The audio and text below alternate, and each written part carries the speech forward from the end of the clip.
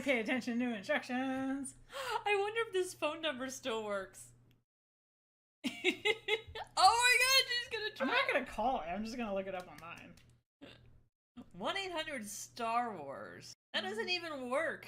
Oh, toll-free order desk. 1-800-STAR-WARS. Ask for Lucasfilm Department M. We may have to call this number later.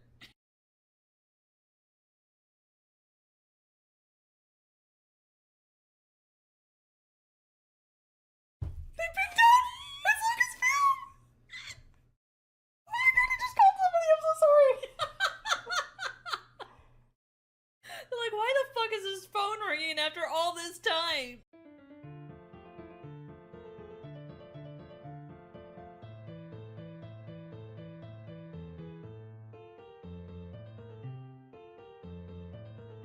Help!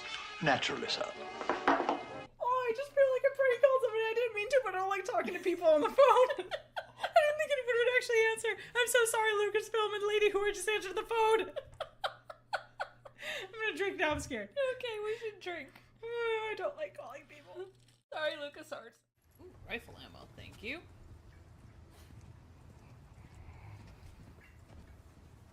Wait. Did you hear that? Oh, fuck. Is there a regenerator here? And now I got this bitch in the... You know what? You come here. You come here. Park your ass here. It's alright. Okay. I don't trust you. Oh, shit. Where is it? No, no, no, no! Get back! My god, I can just bulldoze right through all of them. What? No! Why? Why? Why? Oh, in your face. Got it. Woman, I said go away! Jesus. Cuddly bastard.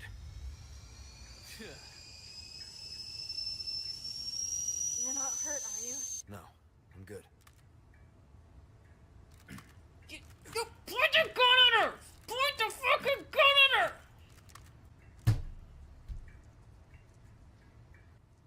When I tell you to stay in one spot, do it! Mother of the year, yes, I know. Like it or not, we're a dysfunctional couple now. People judge me with you on my arm same way they would a fat broad with a 5 o'clock shadow. Ooh. You wish you could do as good as joking, me. Roy. I didn't come to California to be a... Roy's an asshole, but you know he's fun. I miss Bukowski. I do miss Bukowski, but you get to see him. Louse calls and says he's gonna marry me. And you just leave his ass. Oh, woo! Right. Come here, boy. Come here, boy. You can do it. Do it. Do it. Do it. Push! How did you get Rebecca Royal's shit back in the car? Let's go.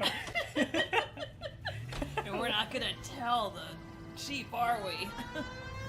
Your hats industry. Seem distracted.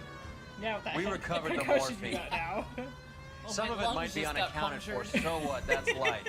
We did It's our really fucked up, job. and I kind of feel a little bad, but I'm so happy. at the Closing same one time. case opens Stark says another. I won't even count that as a Do you have any demerit. idea what is Thanks, sir. really going on? Oh my god! Oh my god, it's a moose! What the fuck, Snark? What have you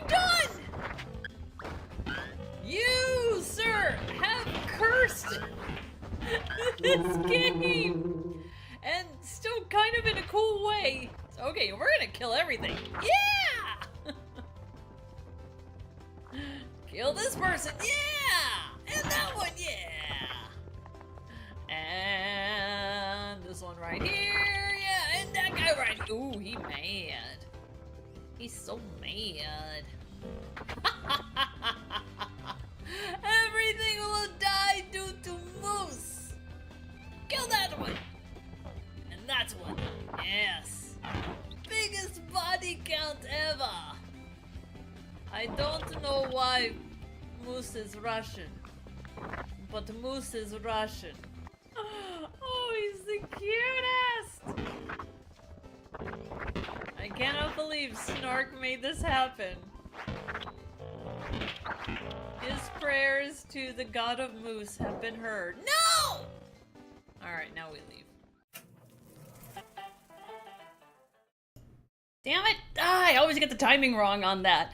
What's up, everyone? Happy Saturday! I know it's weird that we're live on a Saturday, and Saturday, as you can tell, afternoon, and that's why my lighting looks really, really weird right now, and I look like somewhat lobsterish.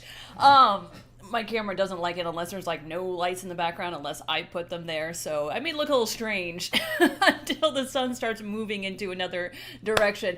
Holy Moses, do we have an amazing thing for you today. So, not only is the new DLC for Not For Broadcast out, and we're going to be streaming it, but we have a very, very special guest joining us. I'm not going to give it away until he's able to join, but keep an eye out in chat. Woo! We got a lot of people. Speaking of chat, we got a lot of people in chat. Let me say hi to some people. What is up to Snark? First of all, we got to give a lot of credit to Snark. He made this happen.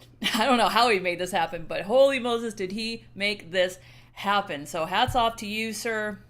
You did the due diligence, and we're grateful for it. Slip Naughty, JC, and all you wonderful lurkers out there, I hope you guys are having fun. I also hope, no, it wasn't really our intention to do it kind of in this order, but with Sister Cocktails traveling, we figured probably best, because otherwise we wouldn't be able to get to this for like a month, because Sister Cocktails will be doing a blind playthrough of Not For Broadcast, all of the content up to the time loop part here with us pretty soon, once we finish Resident Evil, which should probably be done next Friday. So next Friday, or this coming Friday I should say, this coming Friday will be the end of Resident Evil.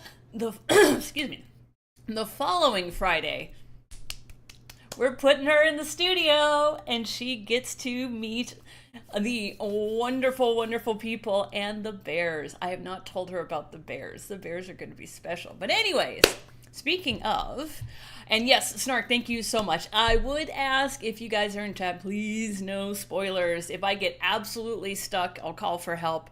But mostly because, you know, this is going to be fresh content for a lot of people, including myself. And most of the fun of me being on screen is just watching me going, what the fuck, in the midst of things. So, I appreciate all of you keeping the spoilers at bay. Much, much appreciated. Snark for 52 months. Holy Moses. I can't take all responsibility for this, as you were the one who introduced me to this marvelous game.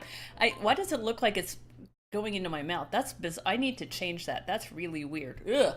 Okay, that's not a you thing. That's a me and my layout thing that I need to fix. And that's what I love. You know, we do AAA games periodically, you know, as it makes sense. But you guys know me. I'm not really, really good at the AAA games. So that's part of the reason why I don't do them often. I do it all for story. But the biggest thing that I love to do is supporting small game development companies. Like we've had, oh my gosh, Matter of Murder, a whole bunch that just fell out of my head, but stuff like that, like, you know, these are games that are being made with love, not made with money. And so when you get a game like Not For Broadcast, you know, like, people should shout it from the rooftops, because it's an interesting concept. 2, it has really great story. 3, it has really great replayability. And 4, it's FMV. And if you don't love FMV, there's something wrong with you, because it's fantabulous. Oh, Battle Chef Brigade. Yeah, that was another one. Just random one that I found on Steam. I love cooking. We played it. I love it. I play it daily now. A little too addicted to it. I wish it was on my phone. It would make it a little bit easier so I could take it with me. Yes, it does have some amazing earworms. Oh, the songs, which I'm sure we're probably walking into one here soon, and I'm so excited for it. And honestly, if they happen to see this, you know, absolute hats off to the people who made Not For Broadcast, because they managed to pull off an FMV game during shutdown. I don't know how they did it. I know a lot of people had to record from home, and they had to kind of piece it together. So where a lot of the big studios were running way behind, you know, they just kept at it. You know, they kept in contact with all their players on Steam, you know, having to brave through the when are you gonna launch something, and some of it came from me too, I'll admit that, but it's just like, I love the game, it's so good, it's such an interesting concept. And I really, really hope we have more like that in the future, because it's like a game behind the game kind of a thing, like a Five Nights at Freddy's. You think it's just you're playing just a straight game, but then you see there's something way bigger behind it. Love those kinds of games. And speaking of, I'm going to stop talking. We're going to start playing. Now, I don't have it teed up yet, because my fear, as always, with starting a game from scratch is that if I try to prep it before the stream, that'll immediately launch into a opening cinematic that you can't get back. So that's why you guys have to suffer me doing like a technical setup at the beginning of these kind of streams. That's the reason why. I don't want you guys to miss the opening cinematic, because often these have a lot of context for the game. So, here we go. So bear with me a minute. It's gonna look a little weird. Weird.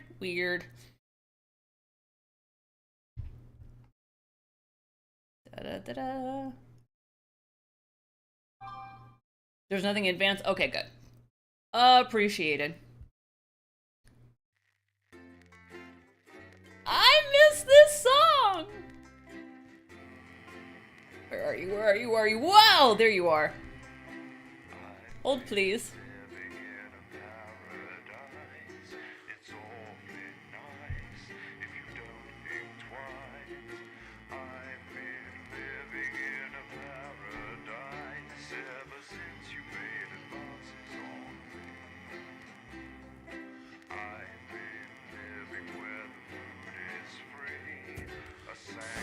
Good evening, I'm Megan Wolf. And I'm Jeremy Johnson. Our main headlines tonight. It's Jeremy! Okay. Let's do time loop. Alright. Hold on, let me do a quick check on the audio here. I don't want to blow out your eardrums. What a wild ride this has been. Okay. I'm going to set it for -12. Let me know if I need to crank it up or crank it down. Very blunt question. Okay. Is it extras? Or just straight play? Oh, here we go. Straight play. Okay, good. Audio's good so far. Thank you, Stark. Much appreciated. That the team will keep you safe. But now you start to see. Ooh, okay, new. Never Less challenging, non-broadcast mechanics whilst demanding viewers don't switch off so easily. Balance experience.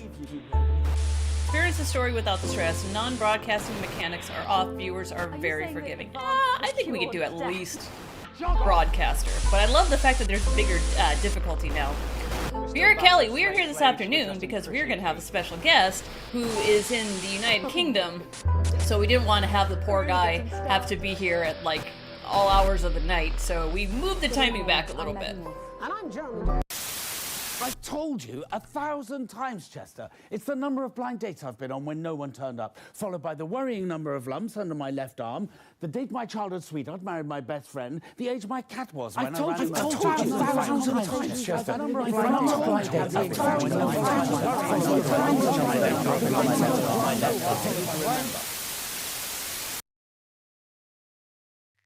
Well, the good news, JC, is that a lot of these new DLCs, there's so much options to go through that you may actually have a completely different experience. While there is no conclusive evidence, time is cyclical. Proponents have argued this is why clocks around. Day 126, the time loop.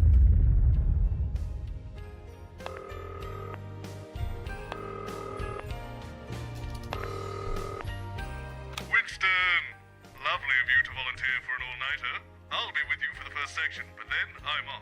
Got tickets for Smiling Toots Johnson and his jazz fandango. Usual stuff for this one. Keep the show on the road and keep the edit snappy. Should be a big night. I've told you 1,000 times, Chester.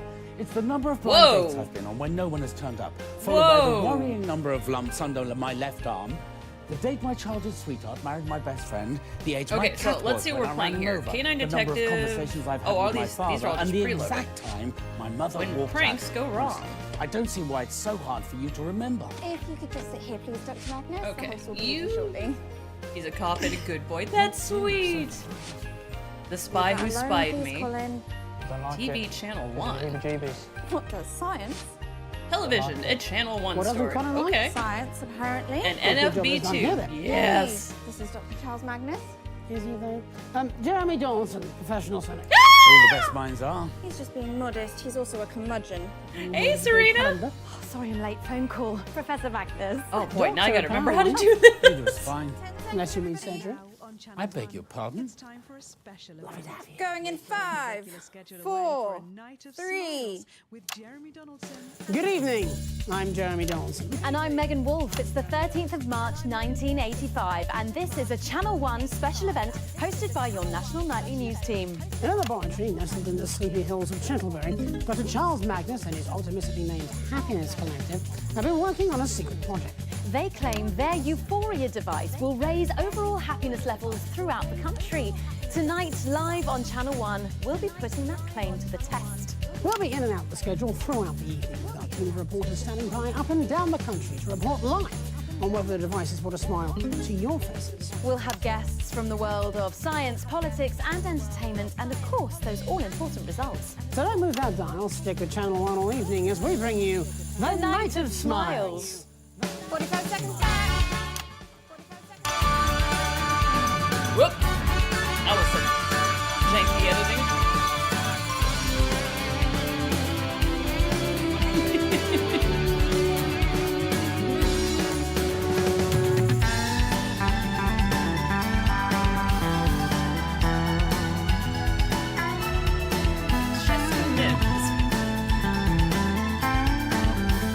Happiness Collective. That sounds new. I would never trust anything named that.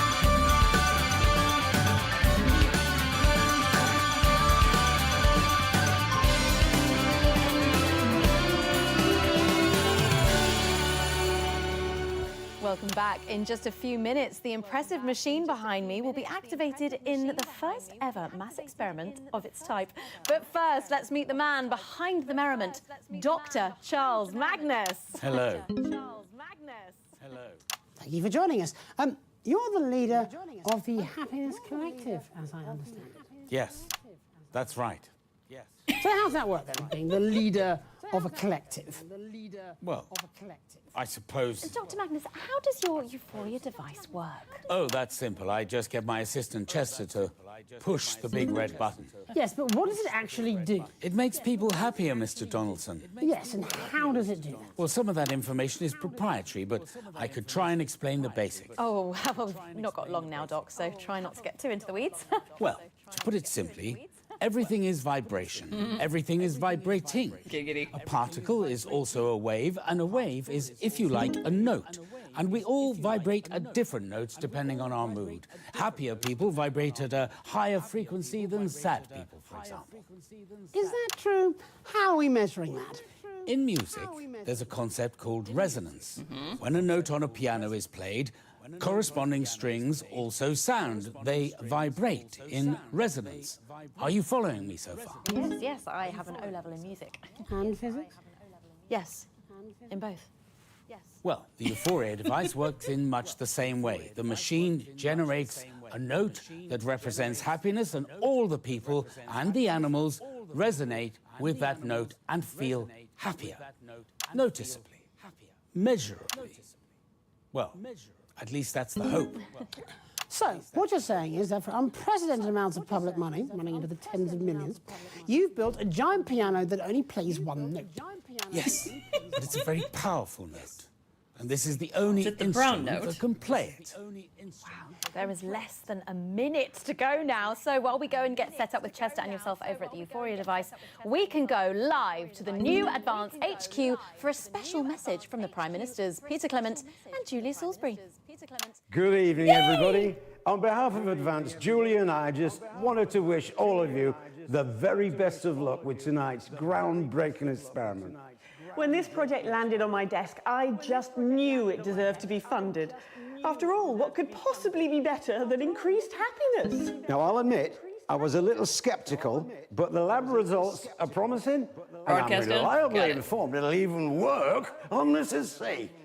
So it's a big well done from us to Dr. Magnus and the entire team at the Happiness Collective. So as my old man used to say, it's time to stop twatting about and get the gimlet frothing. Wow. Gimlet's a bad word? Good luck, everybody. Back to the studio. Fantastic, the Prime Minister's there, and of course, without the funding Hey, from Coming the Curse, Assets how are and Wealth you? Fund, We'd still be making prototypes out of sticks. and you are Chester. Chester Mims, 24. My allergies include nuts, macrame furniture, and liquids with a viscosity over 200 centipoise. I've been Dr. Magnus's assistant for 3 very long years. Yes, he calls me his right-hand man. I do not. Well, that's enough lab banter for now. Let's see if this ridiculous contraption actually works, shall we? Yes, I think we can get a counter on the screen.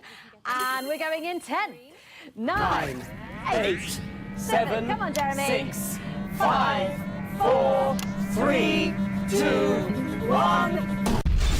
Holy crap!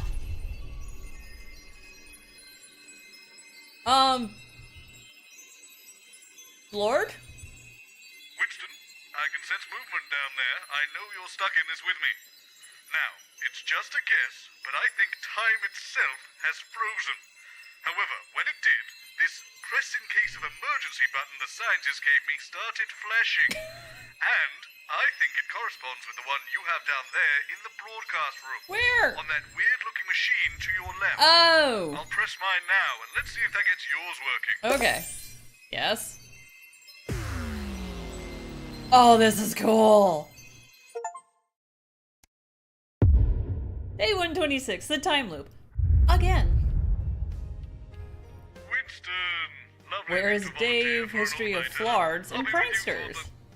For the first section, but then I'm off. Got tickets for smiling Toots Johnson and his jazz fandango. Does this all seem a little familiar to you, Alex? For the last few hours, I've been having a weird sensation of deja vu. Strange. Maybe I need a snack? Well, good luck with the show. I've told you 1,000 times, Chester. It's Can I the number. pause? Okay, cool, I can pause. Holy Moses! Okay, I had to stop for just a second because we have a very, very, very, very, very special guest in our YouTube chat. If you all have met the wonderful Jeremy Donaldson on screen, he's in chat. Paul Faverstock, the actor who did Jeremy Donaldson, the late great Jeremy Donaldson, who is back, thank God. Paul, we tried so hard to keep Jeremy alive, you have no idea. Like, we went through a couple different ways, like, no, we can't lose him. It's Jeremy Donaldson, and I don't know, man, they really fought us on that. So, holy Moses, I'm so honored that you're here. Just being a big, huge nerd of games, like I have so much respect for the actors who are part of it. So yes, Paul Faverstock, who is Jeremy Donaldson, that's the PB is JD, in Discord, on Twitter. Paul, feel free if you like to share out, your links to your Twitter, to your YouTube. That sounds like you didn't succeed.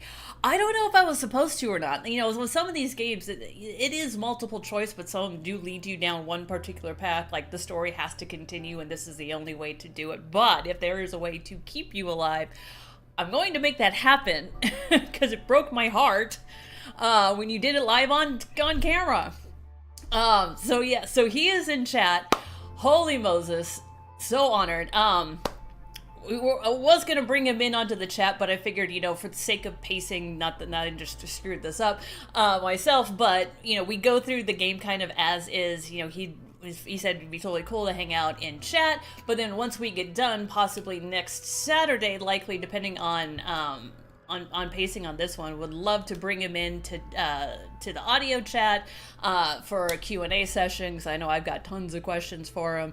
And Paul, if you haven't already thought of this, like, one of the best things to come out of the pandemic was we saw a rise of voice actors and video actors in the games actually live streaming their own game. Like, what was it? The Resident Evil 2 remake. God, I can never pronounce the name. Like, Nick Apostolides and I can't remember her name, who plays Claire. They did a live stream of Resident Evil 2, the remake.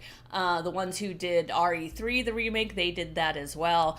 So if you haven't yet, if you might be something you might consider, and if you do, let us know and we'll be there. Because it's just so cool, because then you get not only, you know, people just who love the games, you know, playing their own games, but then you get all, like, the rich backstory behind it, like, what it was like making the game, you know, working with everyone, like, working during the pandemic and stuff like that. So I thought I'd throw that out there. So everyone, please say hi to Paul, who is also Jeremy Donaldson. We are so, so honored to have you here. Maybe his death is a canon event. That's what I was thinking, Octarix. Hey, Sal. Okay. Back to the time loop. Blind dates I've been on when no one has turned up, followed by the worrying number of lumps under my left arm. These are now different. My childhood sweetheart married my best friend, the age my cat was when I ran him over, the number of conversations I've had with my father, and the exact I'm sorry, we're doing Naked my mother Circus. walked out. Honestly, I don't see why it's so hard for you Hey, to Zen Rhino, how are you? Hang on, this Oh, is keep that one. extremely familiar. Not you, sorry. How's her button? Button's fine. Colin. I don't like it because of the heebie-jeebies. What does science? Don't like it. What doesn't Colin like? Science, apparently. Oh, good job there's none here then. Jeremy, this is Dr. Charles Magnus. Is he though? Jeremy Donaldson, professional cynic. All the best minds are. Professional cynic. Modest, he's also a curmudgeon. Your word of the day calendar. Oh, sorry I'm late. Phone call. Professor Magnus. Doctor, apparently. Oh. Either is fine. Unless you mean surgery. I beg your pardon? Lovely to have you. Going in 5, 4, 3. Good evening.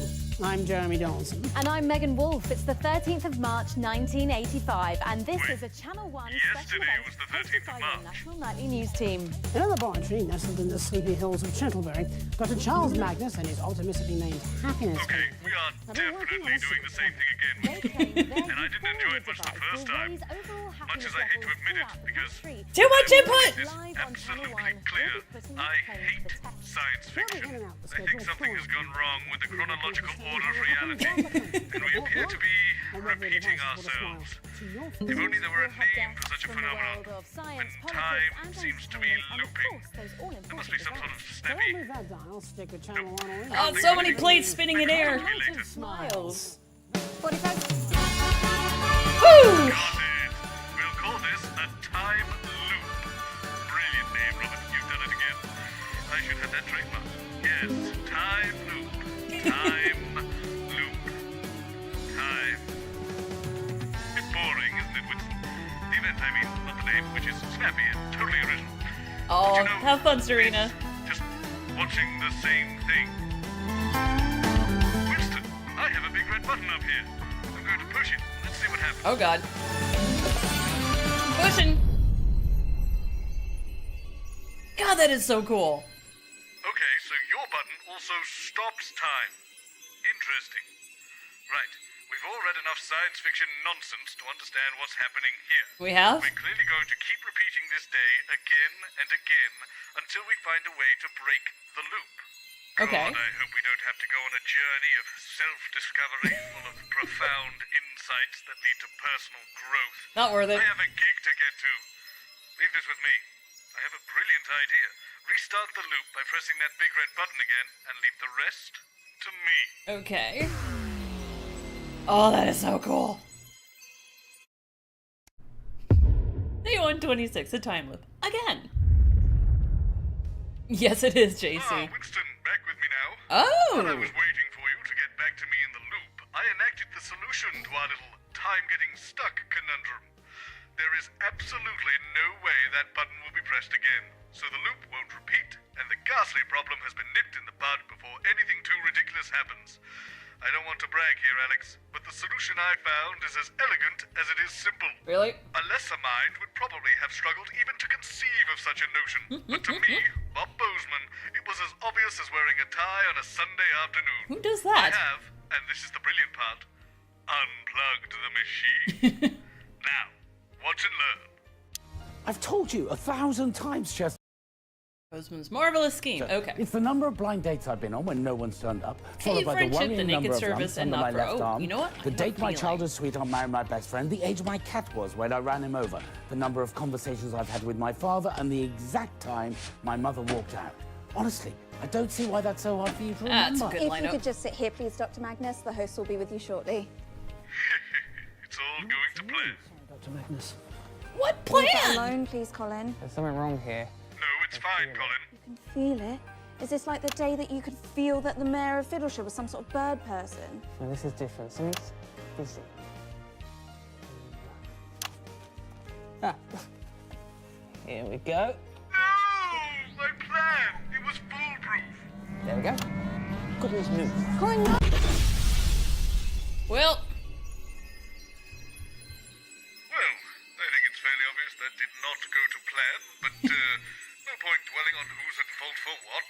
Let's focus on the task at hand. okay. We'll look at the problem together this time, Alex, and I'm sure we'll come up with the solve. So, I've given you this newfangled pad of mine. It was a gift from the Happiness Collective. Hopefully you noticed it last loop. Apparently, when I write up here, you'll be able to see it down there, which is brilliant. But as far as the science behind it goes, it may as well be magic as far as I'm concerned. Anyway, I'll write down some ideas for plans, and if you just select them on your pad, I'll make sure we implement them for the next loop. Oh, okay. Give it a go now. Let's see. Cancel the show or phone in a bomb scare. Bomb scare. No one's in the studio. They can't press the button. Simple. Right, I've pressed my button up here. If you're happy with your choice, just press your red button on the contraption to your left, and it should reset the loop for us. Got it. Then I'll... Boosh. Stop talking. Will we see buff men? Hopefully. We haven't even gotten to an ad read yet. I have to confess, Winston, I had a bit of fun with this one. You see, it had to be something serious enough to actually empty the studio, but not so serious that people would be worried once they were safely away. And then, my eureka moment. We are committing felonies with this one. Called it a bomb threat. Brilliant, isn't it? They've evacuated the whole building. Now, all we have to do is simply wait and... No, don't touch it! Cleaning woman, don't touch it!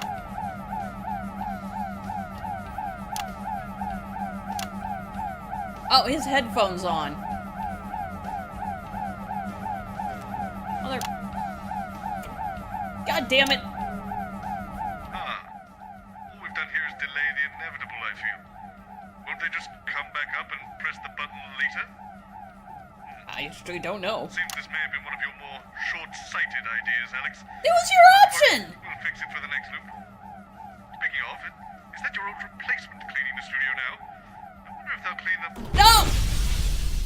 You're fired! Damn it. I'm going to fire that cleaner. I guess we'll just have to cancel the show then. But my idea was better. Okay. They can't press the button if they aren't doing the experiment. And I've got the perfect replacement show. Boosh! That's awesome. Day 126, the time loop, again. I know what you're thinking, Alex. What possible merit could the Cat Football Cup have being on Channel 1? And of course, the answer is, they were available and it gets us out of this damn time loop. No, they take it very seriously. Oh, of course they do. Apparently, they hate each other. Oh, of course they do. Ancient enmities and bad blood. They sound like an awful rock album. Sorry, I'm late. Furball. Apparently, they hate each other. They do. They absolutely do hate each other. Oh, well, it should be fun. Well, while I am glad that the pseudoscience has defected to Hammerman's lot on Channel 3, I think both of us should be congratulated on possibly finding something that's even worse. You're not a cat person. I'm not a pet person. I always assumed you'd keep fish. Domestic parasites. 10 seconds. What, fish? No, all the hairy little terrorists. That's what the crew call you. Going in 5, 4, 3. Good evening, viewers of Channel 1, and welcome to this National Nightly News special event. Tonight, for one night only, we're bringing you everything you need to know about this year's Cat Football Cup final. We'll have interviews with the coaches, managers, and even the star players. Quite sure how it's going to work, but I guess we'll find out. Our roving team of reporters have been tucked away up and down the country to bring you live reactions and pre-match fever. And, of course, at 9 we'll have all the action of the match itself. Live. Right here on Channel 1. So don't go changing that channel. It's going to be perfect here on Channel 1. You're fired.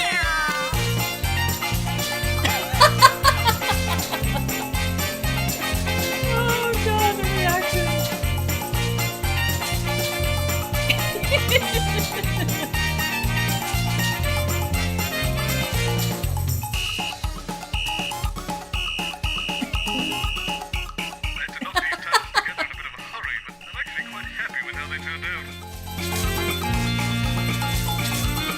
Looks and he's snippety with it.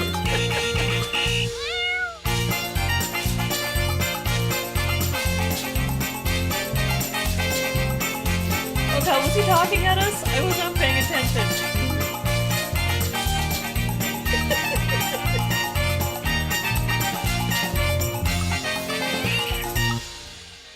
Welcome back. I'm delighted to be joined by the two coaches of tonight's cat football final. And I believe you're also the managers. And the owners. Yes. And I would imagine most of the spectators. Let's start with you. Felicity. Snippety Whippet. Felicity Snippety Whippet. I am the manager, coach, owner, spiritual guide and muse for my team, the inimitable little Smallington Big Paws.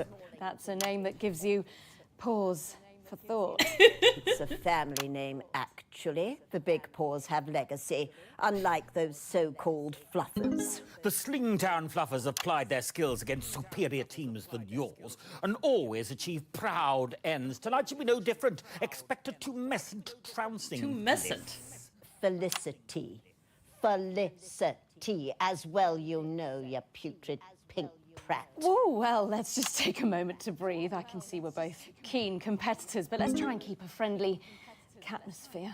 Of course. Apologies. Montgomery Fortune, manager of the Fluffers, soon to be proud fondler. It's an unfortunate team name.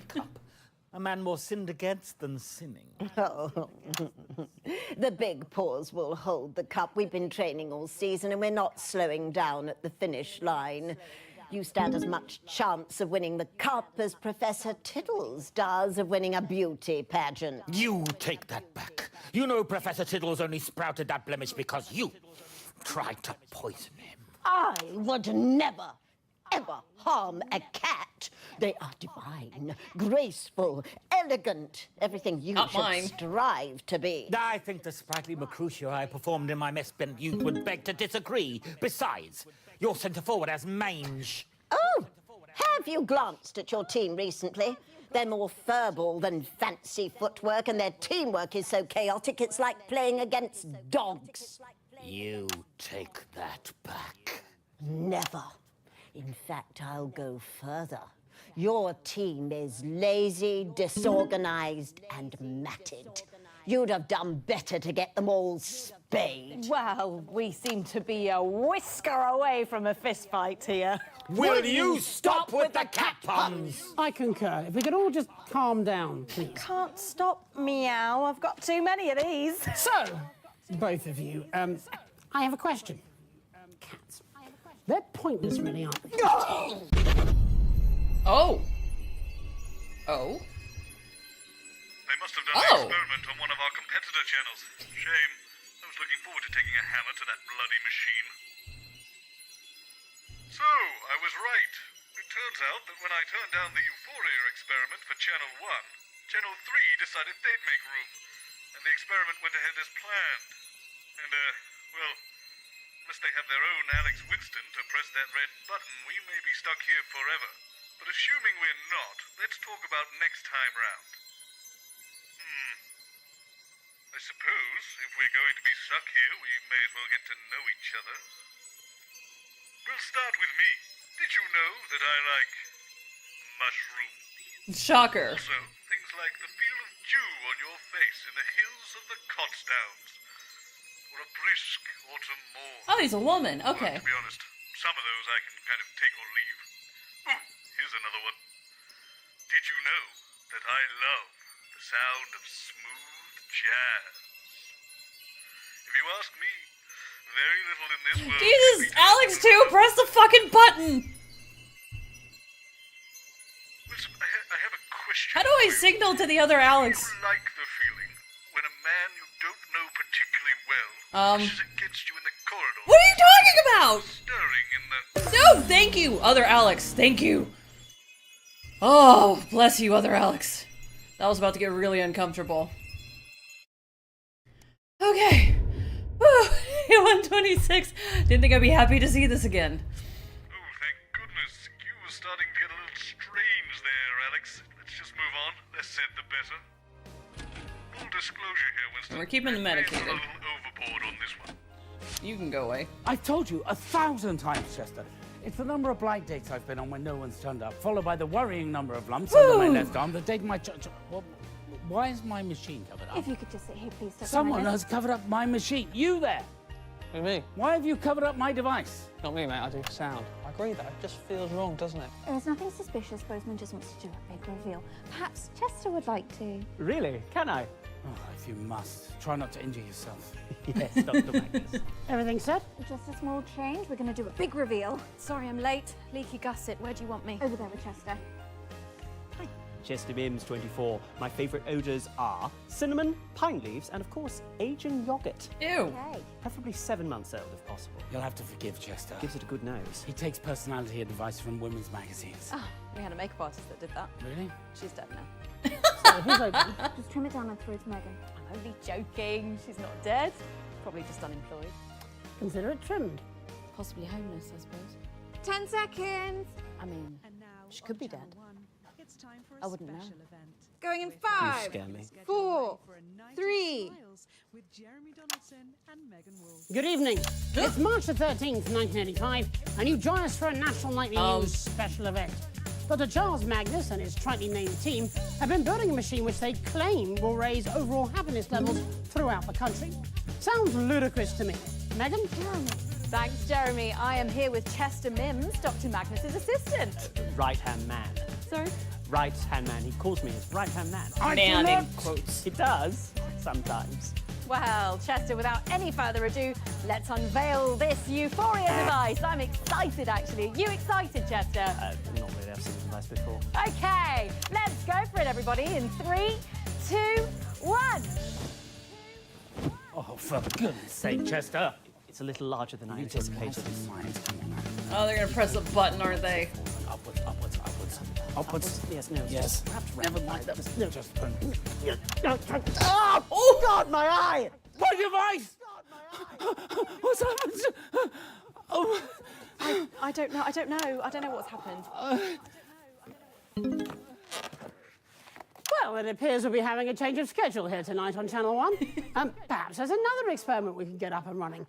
We could see if badgers can flip pancakes or work out exactly how much stupid there is.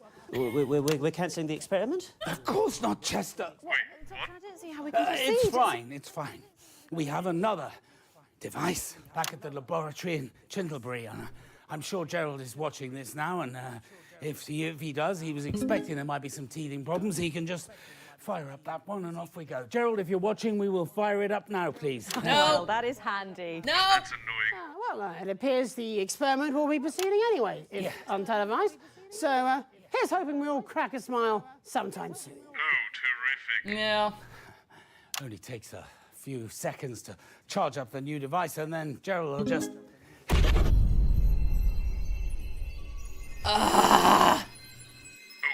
this is starting to get irritating. Starting? I have tickets for Smiling Toots Johnson, for God's sake. I'll be damned if I'm going to miss it. So what have we learned? We can't cancel the show in any way, or they'll do it on another channel. We can't break the device. They'll just use the backup. Yep. So, if we can't nobble the machine, we'll have to Nobble? nobble the show somehow. I've got a few options to consider.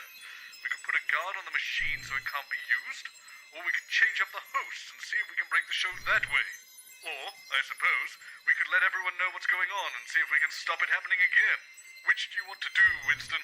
Ooh. Tell everyone. Defend the machine.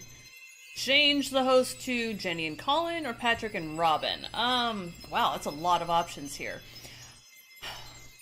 I feel like Defend the Machine is probably gonna go wrong. Also, that'd make a great band name. Let's go with the obvious one first. I have a feeling the solution's probably somewhere in here, but let's go that. If we tell everyone we're getting stuck in a time loop, they'll be sure not to press that button. Yeah, we're gonna obvious the obvious. Where's button? Button! There we go.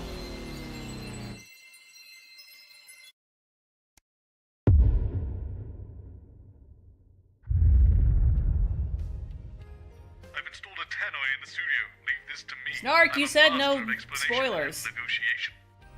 I've told you 1,000 times, Chester. It's the number of blind dates I've been on when no one turned up, followed by the worrying number of lumps under my left arm, the date my childhood sweetheart married my best friend, the age my cat was when I ran him over, the number of conversations I've had with my it's not father, a spoiler? Okay. and the exact time my mother walked out. Honestly, I don't see why that's so hard for you to remember. If you could just sit here, please, Dr. Magnus. The host will be with you shortly. Yes. Don't touch it. Not you. Sorry, Dr. Magnus. Leave that alone, please, Colin. This reminds me of the time I accidentally ate a load of acid instead of my banana sandwich. We've all been there, Colin. Jeremy, this is Dr. Magnus. He is the scientist. Attention, National Nightly News team. Please gather everybody by the sofas. Sorry, I'm late. Unstable cat. Was that Bozeman? This is Bozeman. Is this a drill? This is not a drill. Right, okay, Chester, if you could please join us on the sofas. And the crew, please. I'm on my way down. Oh, we get to see him. Okay, and the crew, please. Is this someone's birthday? Anyone?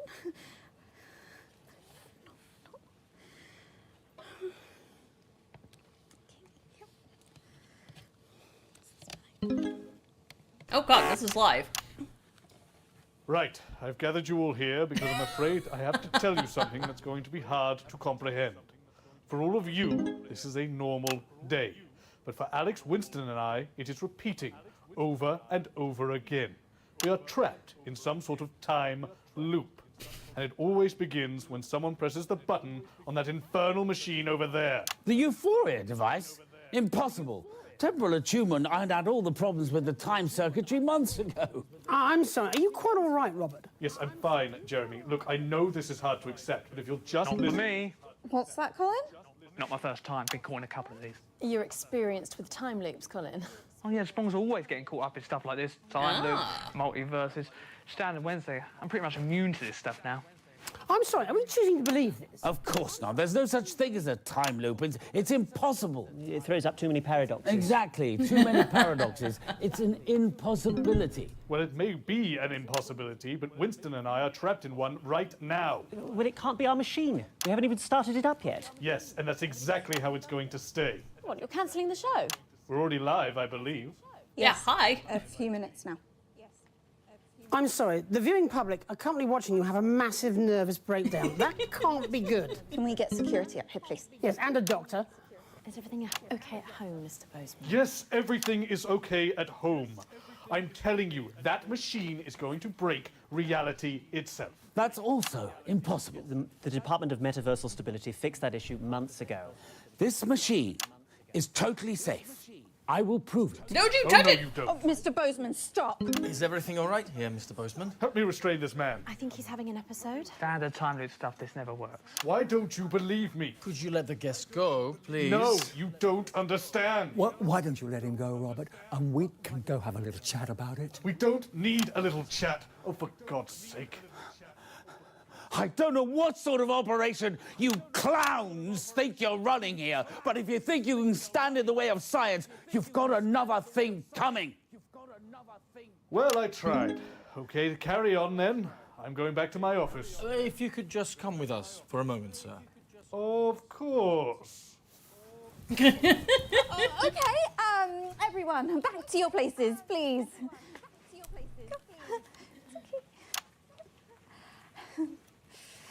Save this.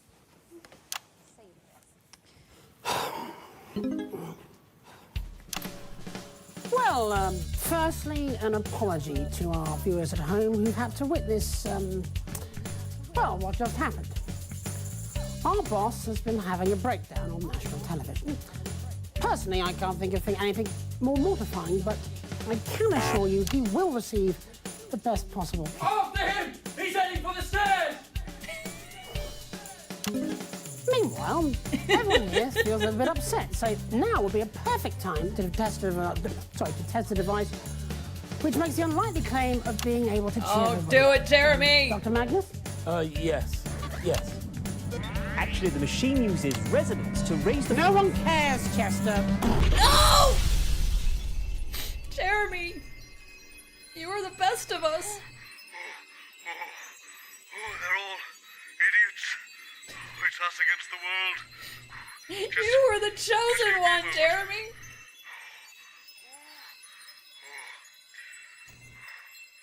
Okay. Go ahead when you're ready, Winston. Alright, well, I'll just take these in order. Defend the machine. Is people pressing the button. So, we hire someone to stop that from happening. Yep. Booyah! This isn't Star Wars. Jeremy isn't turning to the dark side. So saith you. I found a lovely chap. Didn't have a lot of experience, but he seems enthusiastic, and that's the most important thing. I've told you 1,000 times, Chester. It's the number of blind dates I've been on when no one's turned up, Tony. followed by the worrying number of lumps under my left arm. Frasers. Excuse me, who's that? You could sit here, please, Dr. Magnus. The host will be with you shortly. But Titwank Tony's going in. Sorry, Dr. Magnus. Leave that alone, please, Colin. Who are you? Well, stay away from the device, sir. All right, mate. Keep your hair on. You're only a blip anyway. What? Jenny, why is there an armed man in my studio? Who are you? Oh, hi, I'm Andy. Drop dead security. Unfortunate name. Yeah, I was thinking of changing it. Jenny, who is this? I've had all these cards printed. Both hired him. What, to protect the device? He seems really invested in it, insisted on briefing him personally. Do you know how to use it? You don't sound very sure about that. Oh, yeah, but it's fine, right? I took a course. 3 months? 2 days. Brilliant. 10 seconds, everybody. You okay? I missed the snark. 5, 4, 3. Good evening. I'm Jeremy Donaldson. And I'm Megan Wolfe. It's the 13th of March 1985 and this is a Channel 1 special event hosted by your national nightly news team. In a laboratory nestled in the sleepy hills of Chittlebury, Dr. Charles Magnus and his optimistically named Happiness Collective have been working on a secret project. They claim their Euphoria device will raise overall happiness levels throughout the country. Tonight, live on Channel 1, we'll be putting that claim to the test. We'll be in and out of the schedule. God, sorry again. Yeah. In and out of the schedule. No. Oh, sorry, I think it's my allergies. I think it's my allergies. I'm really playing up today. We're on and off all night. Your go. We'll have guests from the world of science, politics and entertainment, and of course, those all-important results. So don't change that channel. Stick with Channel 1. No, it's getting worse. I think it might be your perfume. I think it's her perfume. Right, I noticed you managed to hold it together through Megan's line. What? Oh, sorry, mate. I think my ears are swelling. Well, good luck with that. It's the Night of Smiles. Night of Smiles. Roll the time. 45 seconds.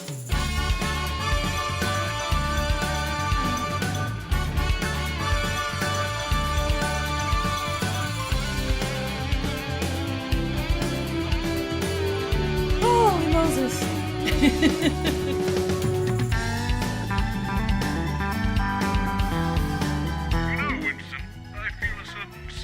Chester.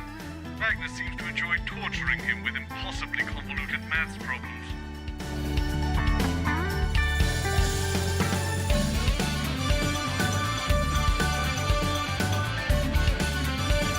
So he's just sitting on the...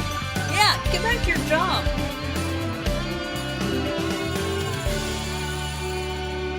Welcome to the Night of Smiles. In just a few minutes, the impressive machine behind me will be activated in the first ever mass test of its type. So let's meet the man behind the merriment, Dr. Charles Magnus. Hi. Dr. Magnus, thank you for joining us. I understand you're the leader of the Happiness Collective, is that right? Dr. Magnus? Excuse me, young man. Me? Yes. Did you say it was your job to stop the big red button being pressed? Yeah, pretty much sums it up, yeah. You do realise I built that machine? Oh, I don't know anything about the science of it. No, don't come too close, though. I have spent my entire adult life trying to make everyone in the world, including myself, happier. That's a noble aim, wouldn't you say? Yeah, that's lovely, that. Also not your job. Well done. Thanks. Well, the thing is, to bring my work, my life's work, to completion, I need to press that button. Do you understand me, Andy? Yeah, but the thing is, I can't have you doing that, see? So. This is ridiculous. Just realising that now, are we? I'm sorry, Andy. Is it? Yeah. Oh, we're going out live right now, and the whole point of this segment is that it culminates in that big button. He's a double agent. Now, I don't know what our boss has told you, but you must have misunderstood because he would never sabotage this show. Just follow your orders, Andy. When did I love this thing. I'm going to have these put in everywhere. Right, stay back. Stay back. No. Oh, hey, Secret Service agent.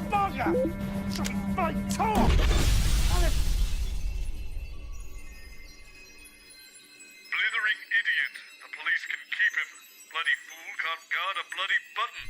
This is what happens when there's no time for a proper candidate selection process. I've always said it. Just pick another one.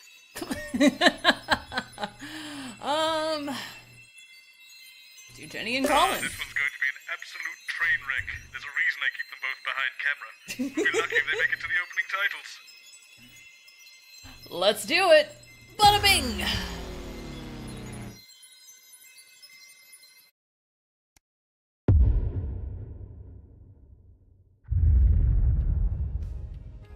Right, these two have absolutely no training. This is going to be a disaster. I've told them it's a job swap. They're all Alex. so freaked out. It's been a lovely day. Bloody brilliant. This is a stupid idea. Hope you know what Stupid ideas, Bozeman. It's got from books on trip and management style. This has to rank as the stupidest. This is going to be amazing. This is so fun. I don't want to be on TV. Job swap! I'm not using my real surname. Don't use your real surname. God, no, I don't. You look amazing. They're going to love you. How do I look? Like a used car salesman. Excellent. Sprongs consider enterprise to be prime amongst the virtues. Where's that, Colin? No one knows. It was written on a spoon. On a spoon. 10 seconds. Where are the guests? So happy. 5, 4, oh God, shit, 2, go. Good evening. I'm Jenny Somebody. Skywalker. And I'm Colin Sprong. With a wooden one. Oh, the spoon, that's how they're able to get the writing down the stool. Colin, shut up. Just carry on. We're not supposed to be heard. Follow the auto cue then. Oh, right, the auto cue. Snuggled into the warmly heaving bosom of Tinderbury, nestling in the soft embrace of its tempting folds. Who Yeah, wrote lovely this? folds. I did not write this. I write it, just read it. It's like a bad erotic romance novel. A team of strong but inwardly vulnerable scientists have knotted their collective brows in pulsing concentration as they strive heroically towards one end and one end alone. To make us all happier. Will it work? Probably not. Actually, it doesn't say that, that's just what I think. It says, let's find out. Tonight on The Night of Smiles. Title, 45 seconds. Okay, I kind of love these two.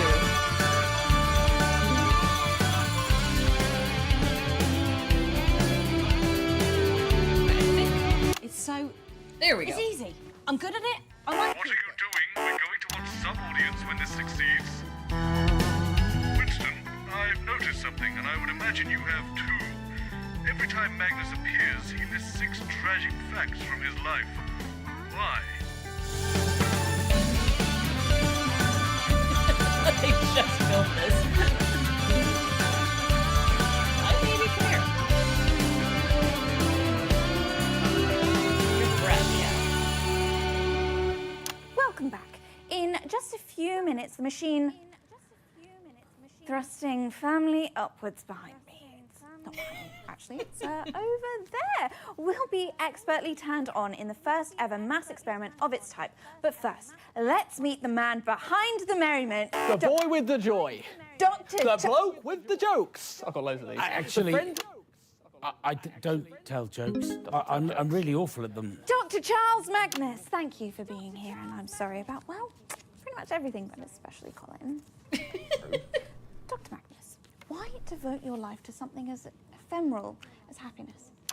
Well, I suppose I'd seen happy people from time to time, and I thought it looked nice. But shouldn't happiness come as a result of our personal experiences? Shouldn't it be earned? Not necessarily. One of my uncles once won a year's happiness on a scratch card. Yeah, that question was more for Dr. Magnus. Yes, but our surreal friend here does make a good point. I mean, why should we have to earn happiness when we could have it for free? Because, well, then it doesn't mean anything, does it? It's not real happiness. Thank It's just a drug administered through the air. I don't think that's very What about fair. if someone at home tonight watching this has just experienced a bereavement? What if they don't want to feel happier? What if your device interferes with the natural process of grieving? Have you considered that? Oh, good point. Well, my device will...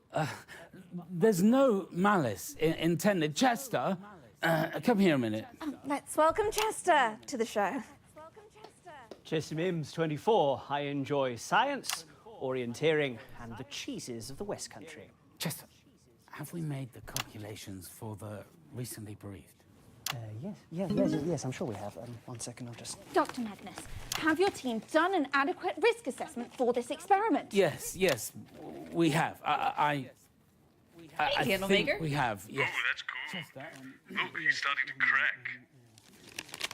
Effect on the unborn child, effect on boxers and other aggression-based activities. Yes. Effect on bereaved and potential corrected for by 18% with reality stabilization circuitry. Yes. Provided that no one messes around with the circuitry on the relay, I'm sure we'll be absolutely fine. Well, I believe we have a special message from the Prime Ministers to wish you luck. Maybe they should wish us all luck. You know, you weren't the only channel that wanted to run this experiment live. Oh, no, we're really glad you're here. Well, you seem very cynical. Sorry, I don't usually host these things. That's probably why. Yes, we were promised Jeremy Donaldson. That probably wouldn't have gone much better for you. You know, I have a good mind to call the whole thing off. No, let's not do that. I'll never work in TV again. Let's just listen to the Prime Ministers. Good evening, everybody. On behalf Get of the censor Advance, ready. Julie and I just wanted to wish all of you the very best of luck with tonight's groundbreaking experiment. When this project landed on my desk, I just knew it deserved to be funded. After all, what could possibly be better than increased happiness? She's talked him back into it. No! I'm a little skeptical, but the lab results are promising, and I'm reliably informed it'll even work on this sea. So it's a big well done Winston, from us to the machine to Dr. your Magnus left. and the entire How many team at the combination Happiness locks did it have Collective. again? So as my old man used to say, it's time to stop twatting about 6. and get the gimlet frothy. No, stop swearing. Good luck, everybody. Back to the studio. Welcome back. Let's press this button and see if the universe breaks. The odds of the universe actually breaking are infinitesimally small. Well, you two better get your story straight. It's a bit of fun. Wouldn't want to do it every time now. You're fired. Damnation! My staff are just too bloody good at multitasking. Yep. Patrick and Robin. Well, if nothing else, I'm sure Bannon will be able to annoy Magnus out of doing the experiment. Even Short won't be enough to rein him in. Stop wiping your nose on me, Cat. Alright. What was he saying about the combination locks, and why is there a second button?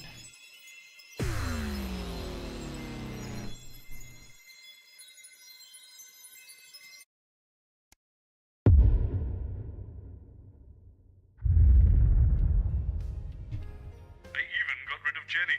Stop her meddling. That works. I've told you 1,000 times, Chester. It's the number of blind dates I've been on when no one's turned up, followed by the worrying number of lumps under my left arm, the date my childhood sweetheart married my best friend, the age my cat was when I ran him over, the number of conversations I've had with my father, and the exact time my mother walked out. I honestly It's a great don't way to see why reuse that's the so same hard content. for you to remember. Hi, sorry, yes. Hi, Dr. Magnus and Chester. If you could both just take a seat here for me, please. Mr. Bannon will be with you shortly. And this is Miss Short, just over here. Hi, Robin Short. Pleasure to meet you. You. But She said that I shouldn't. I don't care what she said. She's clearly out of her depth. You get to press the big red button later. Now, off you trot. I don't think we should touch that, Colin. Leave that alone, please, Colin. Who are you? I'm Mr. Bannon's... Bannon. This is a horrible idea. I need some walnut whips. What's a horrible idea? Who is that weird little man? I want him fired right now. Love him! I don't think we can go around firing people. I'm mostly making this up as I go along. Oh, how reassuring. That's Dr. Magnus and... It's gonna be hard to get him in frame. Oh my goodness, I'm so sorry about her. She's new. For some reason, they keep leaving. The station lumps me with these arseholes. I think they see me as some sort of mentor to them, whereas actually I'm more of a guru. Patrick Bannon, nice to meet you. Any relation to Graham Bannon? Oh, it's a bit complicated. He's that his son. I'm his son, yep. Don't worry. Yeah, I didn't know how tall he was either. Wow. Patrick and I, true professionals. Looking forward to the big button press? Yes, it will be the culmination of many months of hard work and long nights. Crikey, when did you actually start? Well, we were tinkering for years, but we didn't really get going until Advance came through with the funding. There we go. There we All go. Here. Lovely. Okay, we're going live in 10. You know, often wonder what it'd be like to be sitting here in the big chair. Big chairs. With a man in front of a camera. Or woman. Jeremy Donaldson 2.0. You're welcome to that one. In 5. No, I'll tell you, sorry, Robin, 3. I've got absolutely Oh, no, we're live. Oh, no, I'm not planning on spunking this opportunity right up the curtains. No, siree. Good evening, I'm Patrick Bannon. And I'm Robin Short. It's the 13th of March 1985, and this is a Channel 1 special event hosted by your national nightly news reporting team. Yes. Jeremy Donaldson and Megan Wolf are off doing something. I don't know what. No one told us. So I'll be hosting this once-in-a-lifetime event. Yes, we will, Patrick. Gently nestling in the sleepy hills of Chintlebury is a solitary laboratory where Dr. Charles Magnus and his wonderfully named Happiness Collective have been working on a secret project. Yes, indeed. I do like a good nestle, don't you, Rob? What? I like a good, don't worry about it. The team are claiming that this euphoria device will raise overall happiness levels throughout the country. Tonight, I'll be putting that claim to the test, live on Channel 1. As will I. We have reporters positioned up and down the country and a smorgasbord of fabulous expert guests right here in the studio to check those all-important results. But don't even think about changing that channel. You stay right here with me. Us. Live on Channel 1 for The Night of Smiles. One of the better editings that I've done.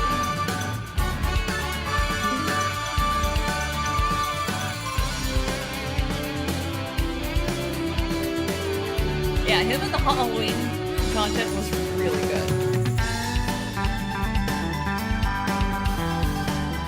I've got it. There's a link between Magnus's tragic list of events and the combination lock. Okay.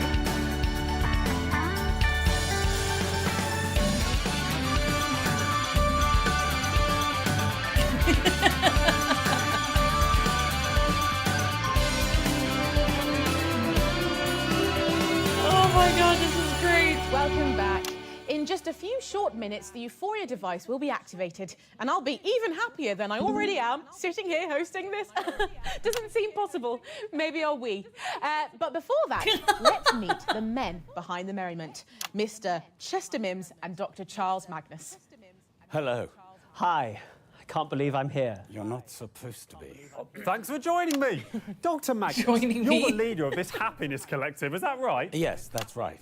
And what does this thing actually do? Well, we have one underlying unifying goal to scientifically and quantifiably improve happiness levels for everyone, everywhere. The Euphoria device is the culmination of years of research from many experts around the globe. So, then, how does it actually work? Oh, well, that's simple. I just get my assistant, Chester, here to push the big red button. well, it's actually a little bit more complicated than that. You see, I have to attune it. I push the big red button, yes. Yeah, sure. And once you push that thing, or you or me, it doesn't matter, does it? What does it actually do? It makes you feel happier, Mr. Bannon. Well, I'm following the science. But how does it make us feel happier, Dr. Magnus? Obviously, some of that information is proprietary, but... Oh, of course, please say no more. OK. No, don't literally say no more. We're doing a TV show, for God's sake. Oh, well, I could explain some of the basics. Oh, bear in mind, we've not got too long to go now, so let's keep it simple for old Patrick here. No, hold on. No. I'm good at science, actually. I did science all the way through school. I was only joking. Yeah, and I dated a science teacher once, so probably picked a thing or two up by Ozymandias. Okay. Osmosis. Yes, look, I'm just saying that I'm perfectly qualified to discuss science. Thank you. Okay, Dr. Magnus, perhaps you could explain it in layman's terms for a thicko like me. Yeah, for a thicko like her. Well, to put it simply, everything is vibrating. Everything is vibrating. Sorry? I'm not vibrating. Well, interestingly, actually you are. Everything is. I'm not.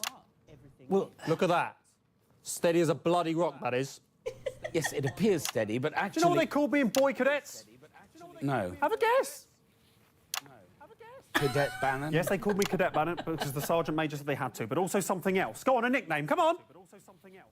You little clown boy, have a guess. Is this a game? I like games. My favourite games are hide the pickle, cock or ball. No cock or ball, have a guess. Steady hand Bannon. It was steady hand, that's right, steady hand Bannon, well done. Good guess. Steady hand Bannon. Point is, not vibrating in any way. If you say so. Would have been a deadly sniper. I'm sure you would. Too much sitting around, though. The Bannons don't have time for that, no siree. Thank you very much, Patrick. You were saying, Obviously Dr. Magnus. interspersed with the odd,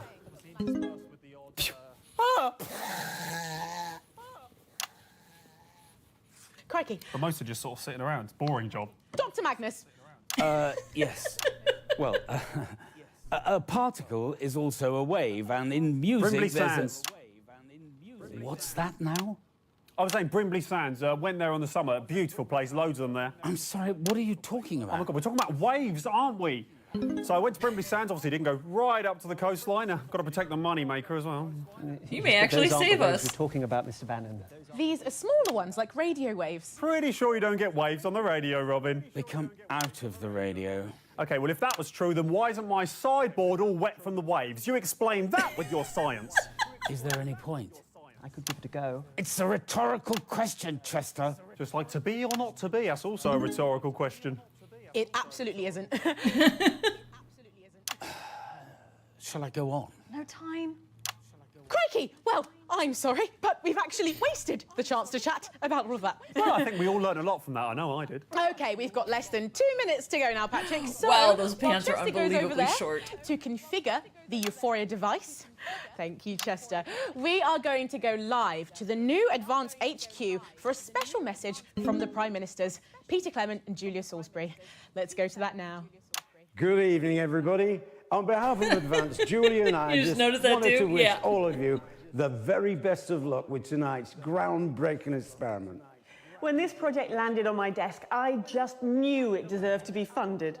After all, what could possibly be better God, than that doctor increased looks so happiness? broken. Now, I'll admit, I was a little skeptical, but the lab results are promising. If we could figure out the numbers from Magnus's list, we could unlock that glass panel on the relay machine to your left. It's a big well done from us to Dr. Magnus and the entire team at the Happiness Collective. So, as my old man used to say, it's time to stop twatting about and get the gimlet frothing. Wow. Good luck, everybody. Back to the studio. No, that's just what they want you to do. No, journalism is about taking massive risks for even bigger rewards. Being seen to do something, even if you're doing nothing at all. Now, this is my big opportunity, and I'm going to grasp it with both hands. I thought this job was going to be glamorous. Good one. Just day after day with this fucking... You'll outlast him. This isn't going to end well, is it? Oh, maybe you'll get lucky and you'll fire you. God, yeah. Just bide your time. Shit, it's time. We're live! Oh! Fantastic! Our Prime Ministers, ladies and gentlemen. Sorry, and what's of course, going on? Why is Chester over there? Well, we thought it might be better if a handsome young journalist in a suit did the push, you know, rather than a sort of stuffy old thing in a lab coat. Look, Mr. Bannon, I really This don't is think highly irregular. Patrick, I really Let's get think it would be involved! better. We've got a new catchphrase to try out as well when we get there. OK, let's start with 10, shall we? 10, 9, 8, come on, Boffin, 6, 5, 4, 3, 2, 1. Get your Bannon on!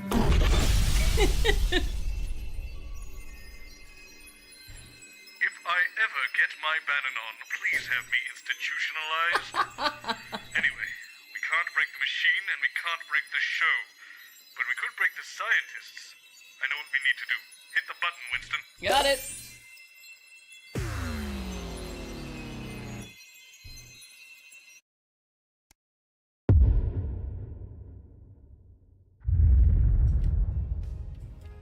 I found the solution. No scientists, no experiment. Sit back and relax. That's Winston. Act 1. This one's all me. Oh, lock up the guests. Okay. And you're sure you haven't seen them? Not for the last half an hour or so. I'm normally out here by now banging on about numbers. And you've checked everywhere. The break room, Dr. Magnus's dressing room. Break room, they're always out of the dressing room by now. Colin, can you So, please Snark, how many just go and acts check are if they're there in the dressing room, in and I'll Time get Loop? security to do another look around. Don't press that button. If I Gimlet, which I have no idea do why it's believe bleeped, we is were a sent there jet-based on cocktail. purpose, Indeed, it's Chester. a wonderful one. Oh, there's 4. Okay, cool. Dr. Magnus, who would have sent us there intentionally? I'm not sure. Perhaps it was a competition. The blissful union. Yes, those nerds have been jealous of our euphoria device ever since we secured the funding from Advance. They're trying to stop us. Yes, we must proceed immediately. No, don't do it. Don't Dr. you Magnus. do it. If we hadn't have got out of there, I'm not sure. If you hadn't got us out, Chester, I mean, that thing. If you hadn't broken the door down and got us out with that unexpectedly impressive show of strength, well, you did well today, Mr. Mims. Oh! You did well. Dr. Magnus, that's the kindest thing you've ever said to me. I know I've been a bit harsh on you in the past, Chester, but I promise that this changes from now until the end of time. Thank you, sir. That means so much. There you are, Dr. Magnus. We were worried something had happened to you. Glad you both Don't do it. Don't you do it. Don't you fine? do it. Actually, you look like you've seen a ghost. Are you all right?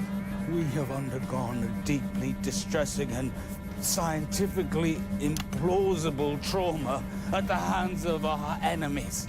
We are absolutely and definitively not all right. Fortunately, a remedy is at hand.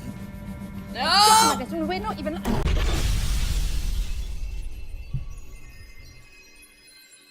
solution is flawless. The execution is the problem. That's what they always say. You suggested the old haunted Bannon soundstage. Terrible idea. But I have a better place. Don't worry, Alex. I'll clean up your mess. Not my mess! Alright, so what does this say here? 1, 2, 3. TV, MSTA, and VL.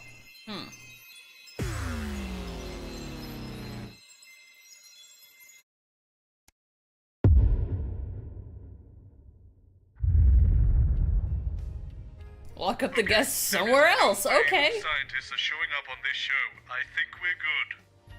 And you're sure you haven't seen them?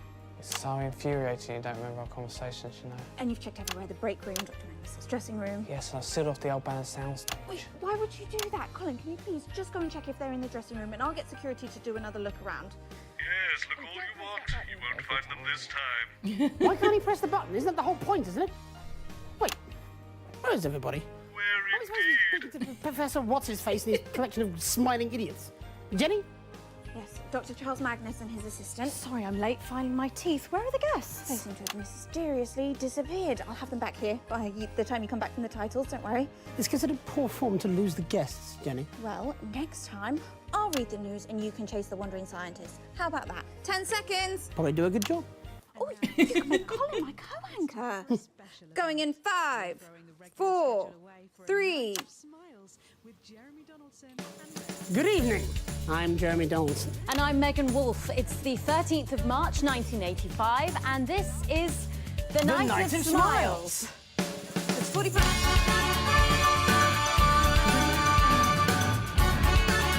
Oh, boy.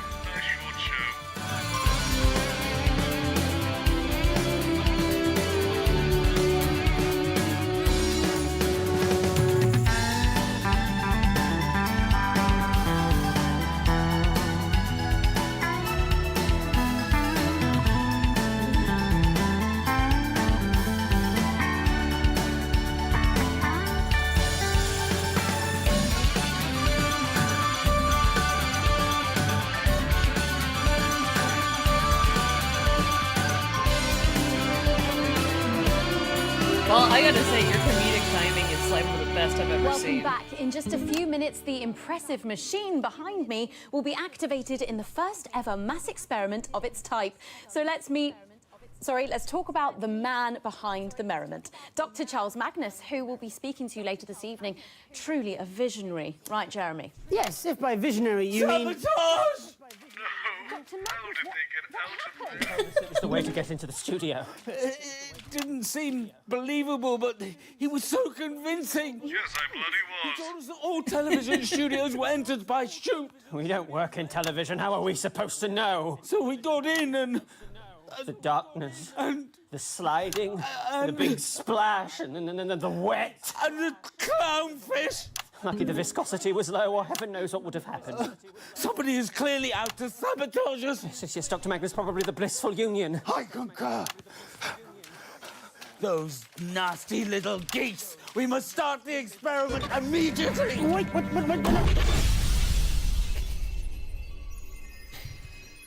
Just the best solutions here, Bozeman. There's only one real solution that will fix this once and for all. Once more into the breach, dear Winston. Once more. All right.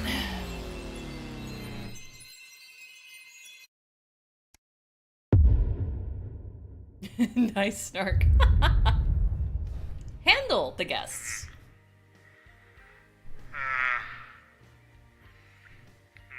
Mm-hmm. And you're sure you haven't seen them? No. Yes, they definitely won't be coming on now. And you've checked everywhere. The break room, Dr. Magnus's dressing room. Spooky place, Actually had to kill them. I knew he was gonna say that. I thought knocking them unconscious would work, but then they fought back. Going to be there. We've been through this. Colin, please. His dressing room is in a right Let's do another look around. Oh, and don't press that button. Why can't he press the button? That's the whole But point. on the bright side, they won't press the button now, so we're out of the loop, which is... or something from the grinning morons. We're out of the loop. Jenny? And I Dr. killed Magnus and his assistant. So sorry I'm late. Blood everywhere. Where are the guests? Both of them have mysteriously No.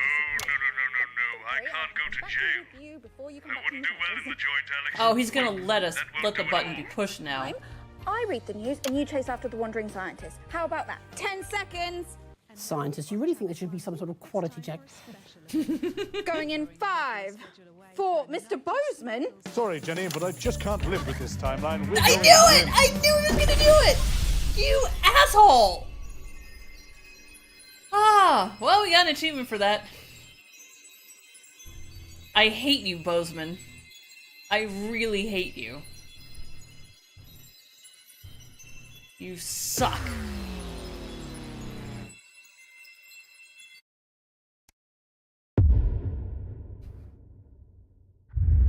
Blind dates I've been on when no one has turned up. Alan James, hello. Your button should be working, Winston. Push it to freeze time. Sweetheart married my best friend. What? The age my cat was when I ran him. Decipher the combination. So, only Magnus can stop the experiment, which he doesn't want to do. Correct. Which means we'll just have to fix his machine for him. It's got to be something to do with the relay, that contraption on your left. Fortunately, I found some instructions for it lying around in Magnus's definitely unlocked briefcase. Let's get a good look at it now. Okay. Apparently, altering the machine's core workings is all about the wires. But we can't get at them because of the glass panel, which appears to have an unnecessarily complex combination lock.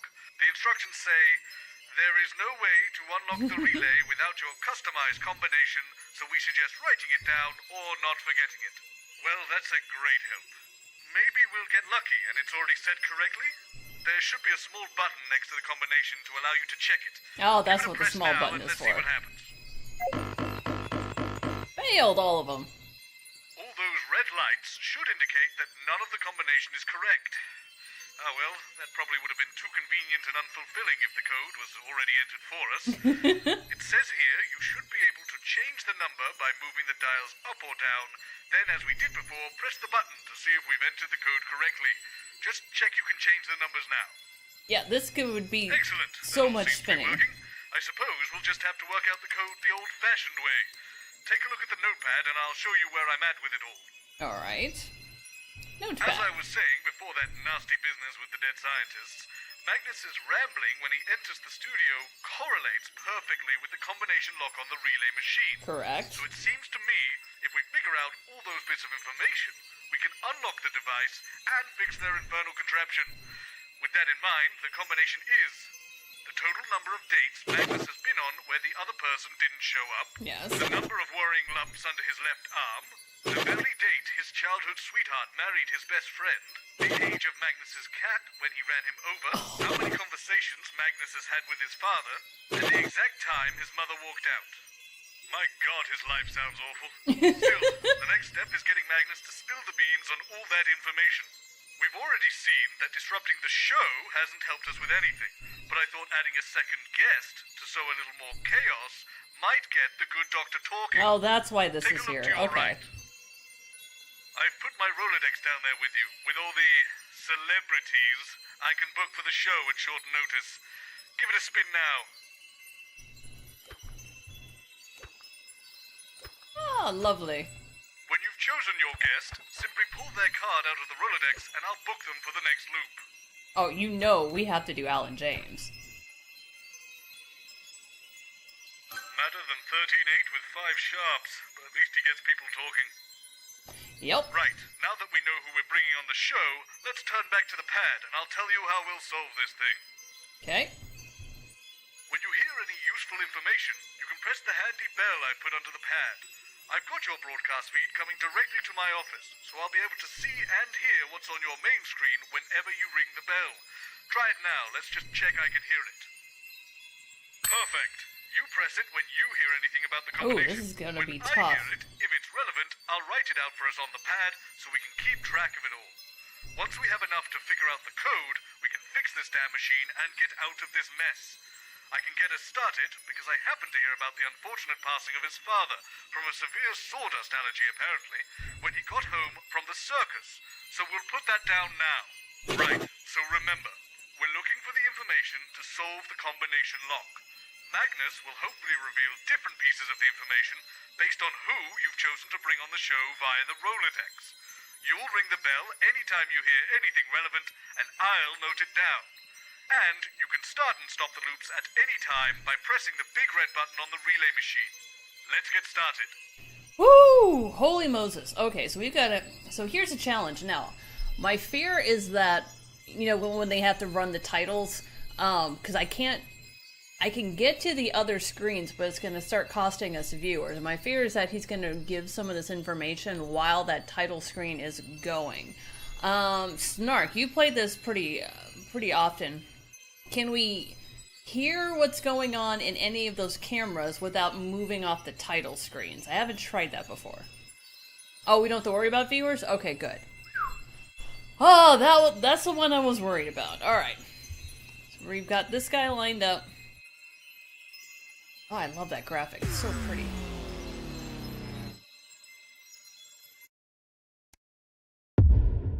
The Fool. I can't deny he ups the ratings when he's on, but for a man whose brand is being right, he's got a very poor success rate. I've told you 1,000 times, Chester. It's the number of blind dates I've been on when no one's turned up, followed by the worrying number of lumps under my left arm, the date my childhood sweetheart married my best friend, the age my cat was when I ran him over, the number of conversations I've had with my father, and the exact Not easy time working for big science, is it? No, it's me. I'm afraid I have trouble remembering impossibly convoluted things. Like science, eh? No. I'm sorry. Who are you? Dr. Magnus, this is Alan James. If you could both take a seat, please. The host will be with you shortly. Yay! I miss Alan James. Not you. Sorry, Dr. Magnus. Big science, mate. Oh, God, not in this time. Not who? Oh, God. Look, I'm not happy about it either.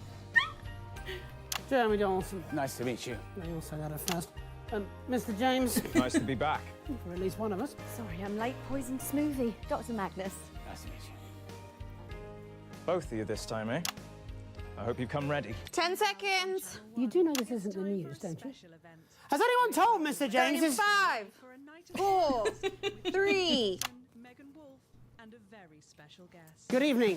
I'm Jeremy Donaldson. And I'm Megan Wolfe. It's the 13th of March 1985 and this is a Channel 1 special event hosted by your national nightly news team. In a laboratory nestled in the sleepy hills of Chintlebury, Dr. Charles Magnus and his optimistically named Happiness Collective have been working on a 6th project. Absolutely nothing suspicious about that.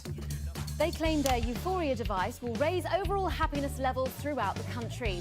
Tonight, live on Channel 1, we'll be putting that claim to the test. Without your consent. We'll be in and out of schedule throughout the evening, with our very loud special guest to report live on whether the device has brought a smile to your faces. Or locked it into a rictus grin. My God, that sounds awful. Do you really have to listen to that every day, Alex? Let's just turn off the audience monitoring for now. We don't want to have that going off every time. Oh, thank you, God. My father was a scientist. Is that so? Engineer. Oh, so not really a scientist. Well, he ran a garage, did mainly tyres and exhausts. More of a mechanic then? Well, when I say he ran it, he owned it, really. Had a bloke called Keith who ran it for him. Sad story, actually. Car fell from that lift thing and killed him. Dad was devastated. Had to read all the signage. Just going insane. What was your dad like? Hard to say. I've got more PhDs than I've had conversations with him. Oh, me too. 10 seconds. Oh, you have PhD? No, a shitty dad. Going in 5, 4, 3. Welcome back. In just a few minutes, the impressive machine behind me will be activated in the first ever mass test of its type. So let's meet the man behind the merriment, Dr. Charles Magnus. And inexplicably sat next to him is controversial speaker and columnist, and I believe now a best-selling author, Alan James. Sales have been great, Jeremy. I'm as surprised as you are. Probably a mix-up with accounting. And yes, a sequel is on the way. In fact, I have the first proof copy right here. I love him.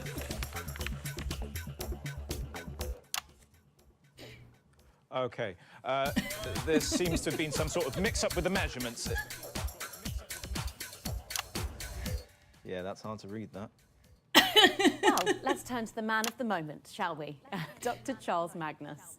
Well, I wouldn't go that far. I'm lucky enough to work with an amazing team. Oh, he's juice. In a secret lab somewhere deep underground? No, in Chintlebury, near the supermarket. Where does your funding come from, so-called Dr. Magnus? Oh, okay. A valid question. Well, prior to last year, we relied mainly on charitable donations, but since Advance came to power, we've... Or as I call them in my new book, Alan James is right here. The corrupteers. Like, corrupt puppeteers. I like the corrupteers. Well, pretty much disregarding all of that, the Assets and Wealth Science program gave us the means to get to tonight in a fraction of the time it would have taken otherwise. And what did you have to do in return for all that lovely funding? I beg your pardon? I have been doing my own research, so-called Dr. Magnus, and this experiment is dangerous. All science involves risk. You're messing with the structure of reality. I've been doing my own research and... We are at the forefront of a new technology. This is how breakthroughs happen. This is how science works. Well, what if what you call science is all a big lie? What if there's something more? Something bigger than science? You can't get bigger or smaller than science, Mr. James. Science isn't a thing. It has no mass. It is simply a set of tools to understand everything. What is the real purpose of your happiness device? To make people happier. And what if we don't want to be happier? What if we want to Meanwhile, spread our Jeremy misery is to so others? bored with them. Well, how is that different than what I'm doing?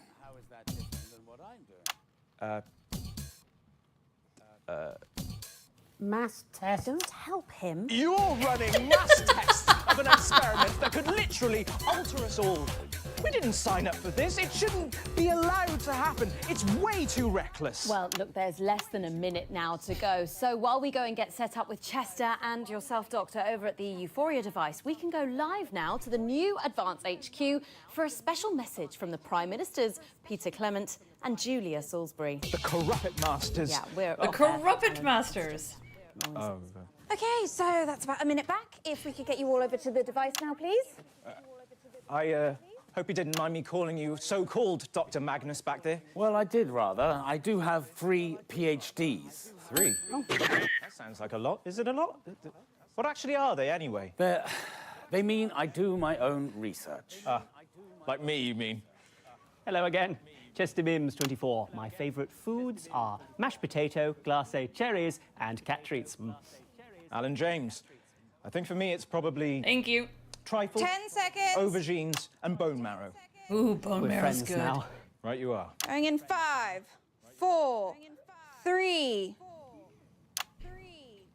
Fantastic, the Prime Minister's there, and of course, without the assets and wealth funding... We wouldn't be about to break the space-time continuum. Honestly, how would we know? It's been broken for me for years. I think we can get a counter on the screen. There, and we're going in 10, 9, 8, 7, come on, Jeremy. 6, 5, 4, 3, 2, 1. Hopefully we caught all those. I think we got everything we need from that sequence. Yay! Cool. So, we can pick our next runner-up. Crazy Neil, Jeff Algebra, or Helena Canterbury Boatshoe, or Jordan Rankley. What do you guys think? Jeff Algebra or Crazy Neil? Let me know in chat. Oh, it will say on the card if you got everything. Oh, good. Okay.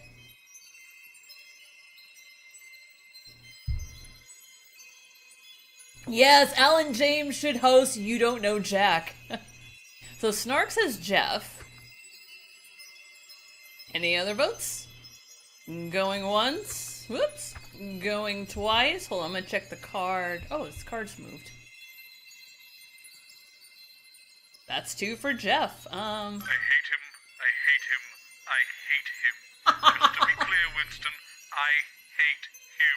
Well, you press the button, asshole, so you're gonna get him. Matthew Brooks, what's up, dude? Yeah, see, even Paul voted for Jeff. We're doing Jeff. That sounded wrong. Oh, you know what? I think we have one of these now. Let's see. He has 3 PhDs. He had more PhDs in conversations with his father, so it's 2 or 1. I wonder if we can just kind of mash buttons. Let's try it. Will it let us? No, I guess we have to restart. I mean, at this point, we could just spin the dials. It's either going to be 0, 1, or 2. I'm going to try this. Oh, won't let me. I swore I'd never let him back on television. Curse this improbable scenario for making a liar of Bob Bozeman. I've told you 1,000 times, Chester.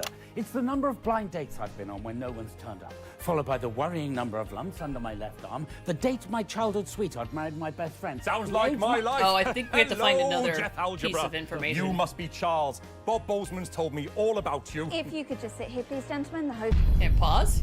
Okay. Not that one. 2! We got it. Okay, hold on. Just in case, I'm gonna write this down. Okay, chats with Dad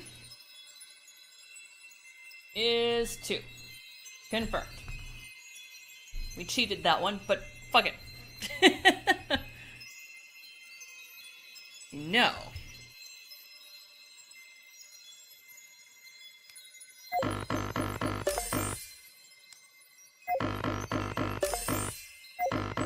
Let's just see if it's in single digits. Because if the game's not gonna fault you for this, you could absolutely do this. If you don't mind annoying your audience.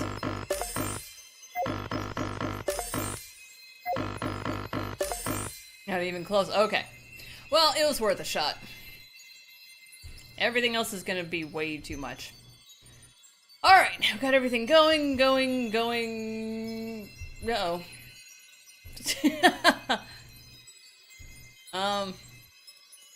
Scheiße.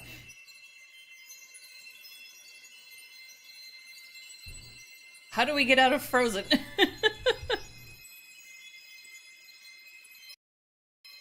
That did not do it. Did I screw us up? Oh, I need to select him. Okay. Got it. Thank you. Much appreciated. All right. Boosh. Good catch.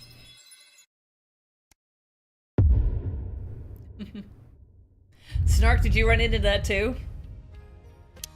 I've told you 1,000 times, Chester. It's the number of blind dates I've been on when no one's turned up, followed by the worrying number of lumps under my left arm, the date my childhood sweetheart married my best friend. Sounds like my life. Hello, Jeff Algebra. You must be Charles. Bob Bozeman's told me all about you. If you could just sit here, please, gentlemen. The host will be with you shortly. Not you, Chester. Sorry, Dr. Magnus. Do you mind if I call you Charles? Actually, I prefer Excuse me, what are you doing? Leave that alone, please, Colin. Oh, Christ, he's seriously, they must be desperate. Who must? You must be desperate. You have Who's desperate? My ovaries, if you believe my mother. Jeremy, this is Dr. Charles Magnus, and I believe you remember Jeff Algebra. The drama teacher? Sorry, I'm late. Nubbin removal. With the annoying teenagers? Yeah, actually, I'm a maths teacher. Wonderful. In that case, you're overqualified for this dumb show. Maths teacher, and of course, soon to be biographer. Eh, Charlie? 5, 4, 3.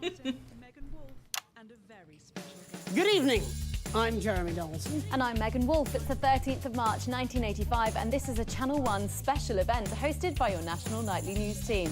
In a laboratory nestled in the sleepy hills of Chittlebury, Dr. Charles Magnus and his optimistically named Happiness Collective is that Chintler with an I or a Y? have been working on a secret project. They claim their Euphoria device will raise overall happiness levels throughout the country. Tonight, live on Channel 1, we'll be putting that claim to the test. We're delighted, it says here, to welcome the project lead, Dr. Charles Magnus, for some inexplicable reason, a maths teacher. And biographer. What are you talking about? We'll have reporters the length and breadth of the country, and of course those all-important results. So don't move that dial. Stick with Channel 1 all evening as we bring you The Night of Smiles. 45 seconds back. Sorry, Jeff, you know you're not meant to be saying that line. Oh, sorry. Sorry, Megan. I got carried away. It's only my second time on TV, you know. You can barely tell. Both times with you, actually. You're like my lucky charm. Angela will get jealous. She needn't. And, of course, I'll be back when the show's done. Bob's promised me that this afternoon. Bob. Sorry, you mean Robert Bozeman? Yes. Yes, he's hired me to write a 4-part TV dramatisation of the life of this chap right here. Me? Well, I haven't consented to this. Apparently you have. Check your contract. Going in 5, 4. I have a feeling the hint's gonna come from him. Welcome back. In just a few minutes, the impressive machine behind me will be activated in the first ever mass experiment of its type. But before we begin the bliss, let's meet our guests, Dr. Charles Magnus and his official biographer, He wants to die. Jeff Algebra. Hello. It's a pleasure to be back, Megan. A big day for you. You must be feeling overwhelmed, I imagine. Christ, yes. Do you know, I had to jump in a taxi straight after the Year 10 Drama Club just to get here today, so all in all, I'd say it is pretty bloody thrilling. I think she was talking to the doctor. Oh, yes. Of course. Yep. Sorry. I think this is the case. An exciting day. Shut up, Yes, phone. it is, after all, the apex of my life's endeavour. Oh, cracking stuff. Apex of my endeavour. Cracking. Quite a daunting task you've undertaken. Yeah, do you know what? I thought so too. But I was pacing around in that little holding area you have for guests through there. The green room. No, it's just sort of pinky purple. Yeah. Anyway, I was pacing around in there asking myself, what have I got in common with a great big brain box like Chaz here? Please don't touch me. But how does a numbskull like me connect with a chuffing genius like the Chancellor? I really don't like either of those names. But then we were talking before the show. Were we? And he told me a story from his life, and I realised that this genius and What story is we're this? the same. I don't like talking about myself. When I was 16, there was only one girl that I wanted to invite to the school dance. Angela, the joiners girl. Now, everyone in the village loved Angela because she had the sweetest heart and might have back gotten ahead then of a that. working spine, see? My best friend in them days was Gareth Major Minor, whose dad was an army trumpeter. Gareth and Angela had been dating for a few months, and things were going very well for them. But I was lonely, see? I'm not sure what this has to do with my life. Ah, well, Gareth confided in me that he'd been having some trouble in the bedroom department. Performance anxiety, probably. We were all young, after all. God, I have just been sick in my mouth, Well, I was an ambitious fellow, like the Chuckmeister here. So what I did was... Oh, God. Brace yourselves. I convinced Angela that the reason for Gareth's disappointing nocturnal activity... This is still brilliant. I convinced her that he was gay, see? Wow. I know, right? Pretty damn clever. Anyway, she bought it, and not only did she go to the dance with me, but she's been my wife this last 14 years, the first 6 of which were really excellent. Wow. You do know you're on television, don't you, Jeff? Because I'm trying to be careful here. Sorry, I am trying to keep it brief. My point is that exactly the same thing happened to Dr. Magnus here. We're like reflections of each other. So, to answer your original question, yeah? Which was clearly meant for the Doctor. Yes. Yes, it is daunting to try and capture the complexities of this brilliant man in 4 short hours of TV drama, less when you allow for the adverts. But you see, I've got a hook to start from, a place of truth, because we're so similar, Chip and I. This is outrageous. Outrageous fortune. Don't even know this, man. We are in no way like... I thought we were here to talk about the machine. No one cares about the science. It's all about the human story.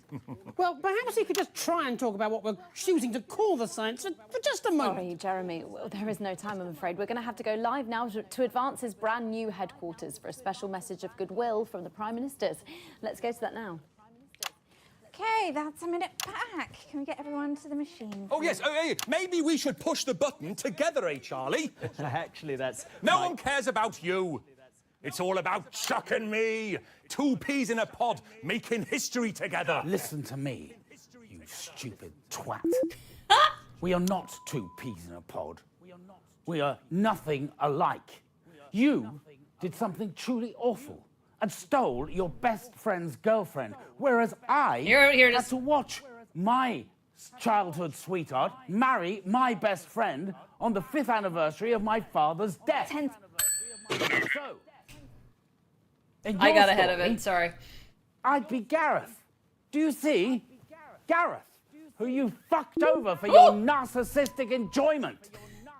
You're a pathetic excuse for a human being. Oh, look at that crestfallen face. Jeremy.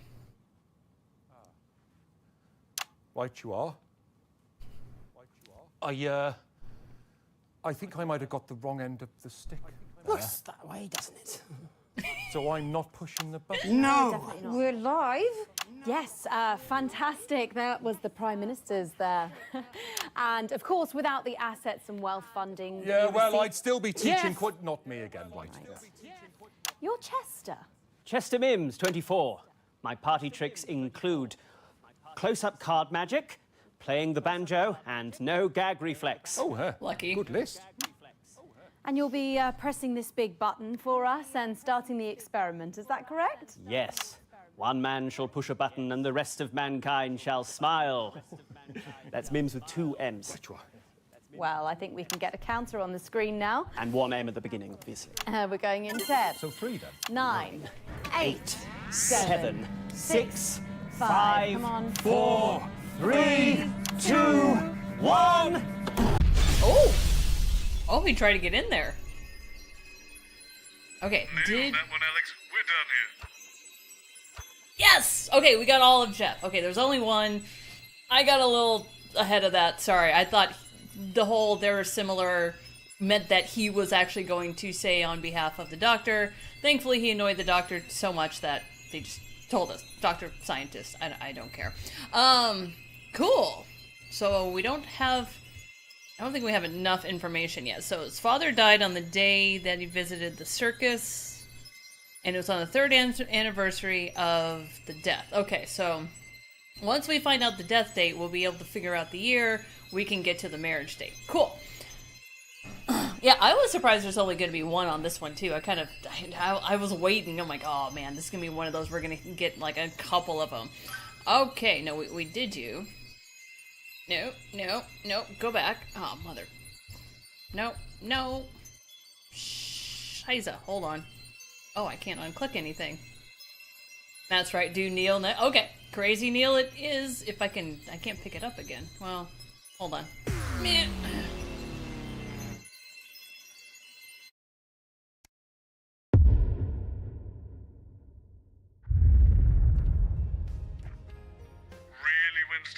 You No. must know there's nothing else of I interest to misclicked. be Shut up.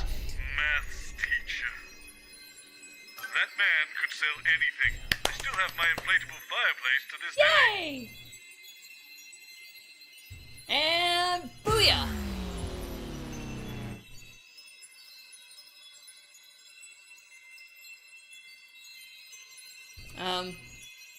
Booyah? There we go. The entrepreneur. For a man that supposedly has a business empire to run, he was surprisingly available at short notice. He's very spontaneous, Alex, so hopefully he takes us in a helpful direction. I've told you 1,000 times, Chester. It's the number of blind dates I've been on when no one's turned up, followed by the worrying number of lumps under my left arm. I'm here, yes indeed. It's Crazy Neil here with the scientific deal of the year. Oh, shit. Ah, Mr. Neil, so glad you could join us. If you could please sit with Dr. Magnus on the sofa, the host will be with you shortly. I'll just leave this device here next to this other one, shall I? Sure, whatever works for you. Sorry, Mr. Mims, but it's going to be a bit of a squash to get you on the sofa. Oh, now. that's fine. We don't need him until the experiment starts. But this device... Leave that alone, please, Colin. What's this one do? God knows, it just showed up. Fascinating. What's fascinating? My inability to express my true feelings, if my mother's to be believed. What's fascinating is how we can offer such quality products at such low, low prices. Good to see you again, Mr. Donaldson. Thank goodness we have two equally qualified guests, Mr. Neil. Call me Crazy Neil. Let's say no for now. This is Dr. Charles Magnus. Another equally skilled salesperson, if the reports on your funding levels are to be believed. Jeremy Donaldson, professional cynic. Charles Magnus. Professional cynic. That should be your There's no tagline. need for skepticism, Jeremy, just the ability to spot a great deal. Right, of course. Sorry, I'm late. Flard exploded. What's a flard? Dr. Magnus, apparently. Either is fine. And Mr. Neil. Crazy Neil! When you live the crazy like I do, it's not just a brand, it's a lifestyle. Yeah! Of course it is. Amazing. 10 seconds, everybody. Noted. Try not to buy anything. Going in 5, 4, 3. No one knows. Good evening. I'm Jeremy Donaldson. And I'm Megan Wolfe. It's the 13th of March 1985 and this is a Channel 1 special event hosted by your national nightly news team and special guests. That's right. We're joined tonight by a world-renowned scientist and a salesman. That should say Captain of Industry. It does. I amended it on the fly. The first, fresh from his laboratory in Chintlebury, is Dr. Charles Magnus, head of the Happiness Collective, who claims his Euphoria device will raise overall happiness levels throughout the country. And our other guest is a man who wears the title of Crazy with Pride, and once tried to sell me a self-freezing toaster. I'm still not sure why I would want one, but anyway, it's Crazy Neil. Yes, indeed. I'm bringing the appliance of science. Ooh, the appliance of science. No way. Stick with Channel 1 all evening as we bring you the Night of Smiles. Oh my God, this is wonderful. Yes, before they speak, Mr. Neil. There will be plenty of time to talk when we come back from the titles. Yeah, speaking of that, when will I get a chance to introduce my device so our viewers can compare the two? Sorry, his device? What's this now? Sales. Sorry, Dr. Magnus, did Mr. Bozeman not explain to you that when he invited Mr. Neil... Crazy Neil. Sorry, yes. When Mr. Crazy Neil was invited to come onto the show, he brought his own device as an alternative. You can't be serious. I mean, this is preposterous. I've spent years researching and planning for tonight. Countless hours given up, opportunities ignored, friends lost, lumps that probably should have been checked, and this senseless charlatan is attempting to plagiarize my entire life's work. You will have plenty of time to make your case, Dr. Magnus. You mentioned lumps, but you just mentioned a number. I can't believe it. 5, 4, 3. Welcome back. In just a few minutes, one of the impressive machines behind me will be activated in the first ever mass experiment of its type. But first, let's meet the men behind these multiple merriment machines, Dr. Charles Magnus and Crazy Neil. Hello, hey, hola, buongiorno. Hi there, Crazy Neil with the best. I need him to record And My it's an voicemail. unreal steal of a deal. Hello. Thank you both for joining us. Mr. Neil, let's start with you. Crazy. When you live the crazy like I do, Mr. Donaldson, it's a lifestyle, not a brand.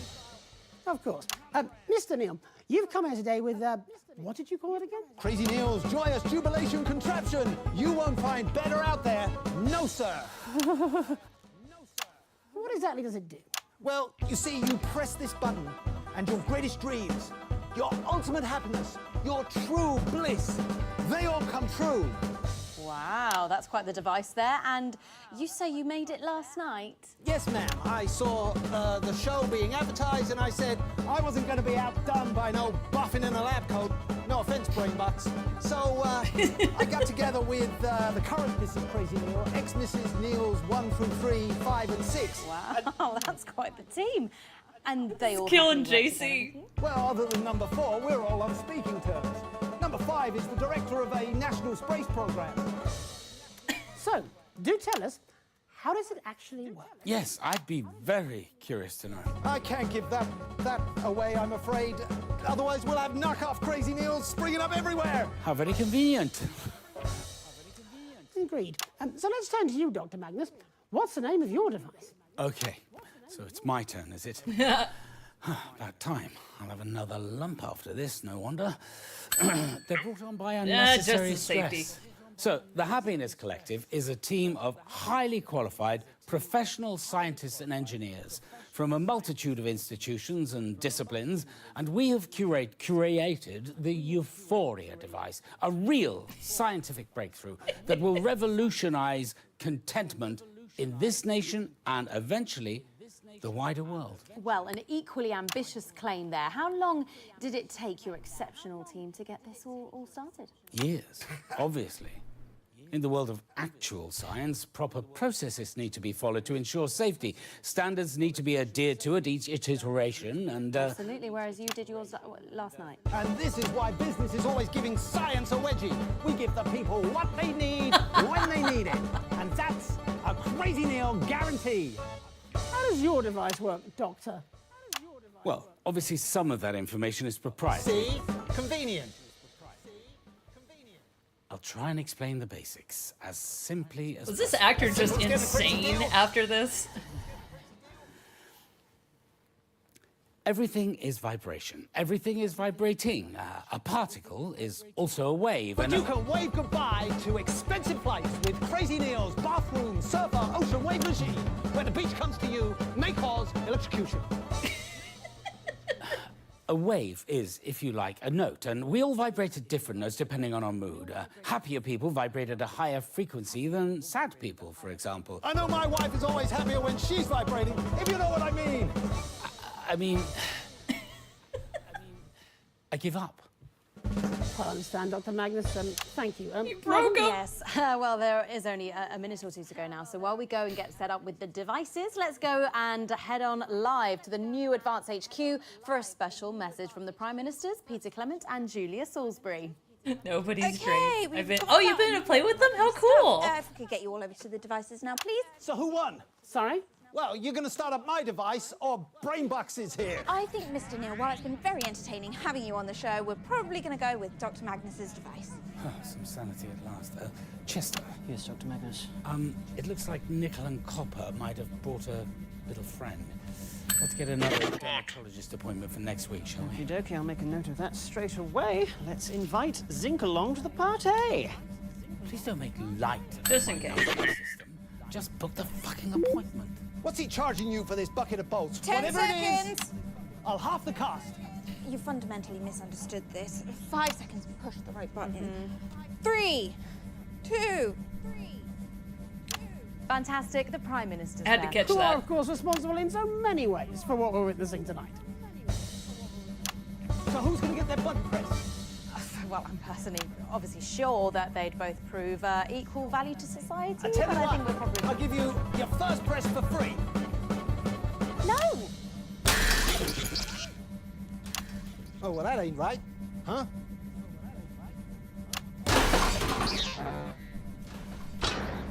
Uh-oh. Please.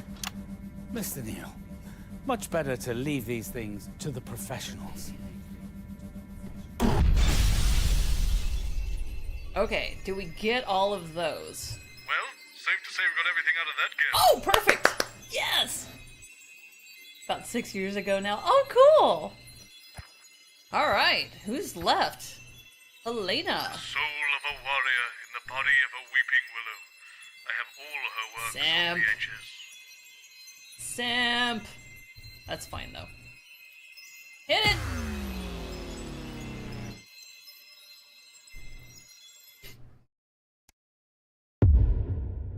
National treasure. Of course she is.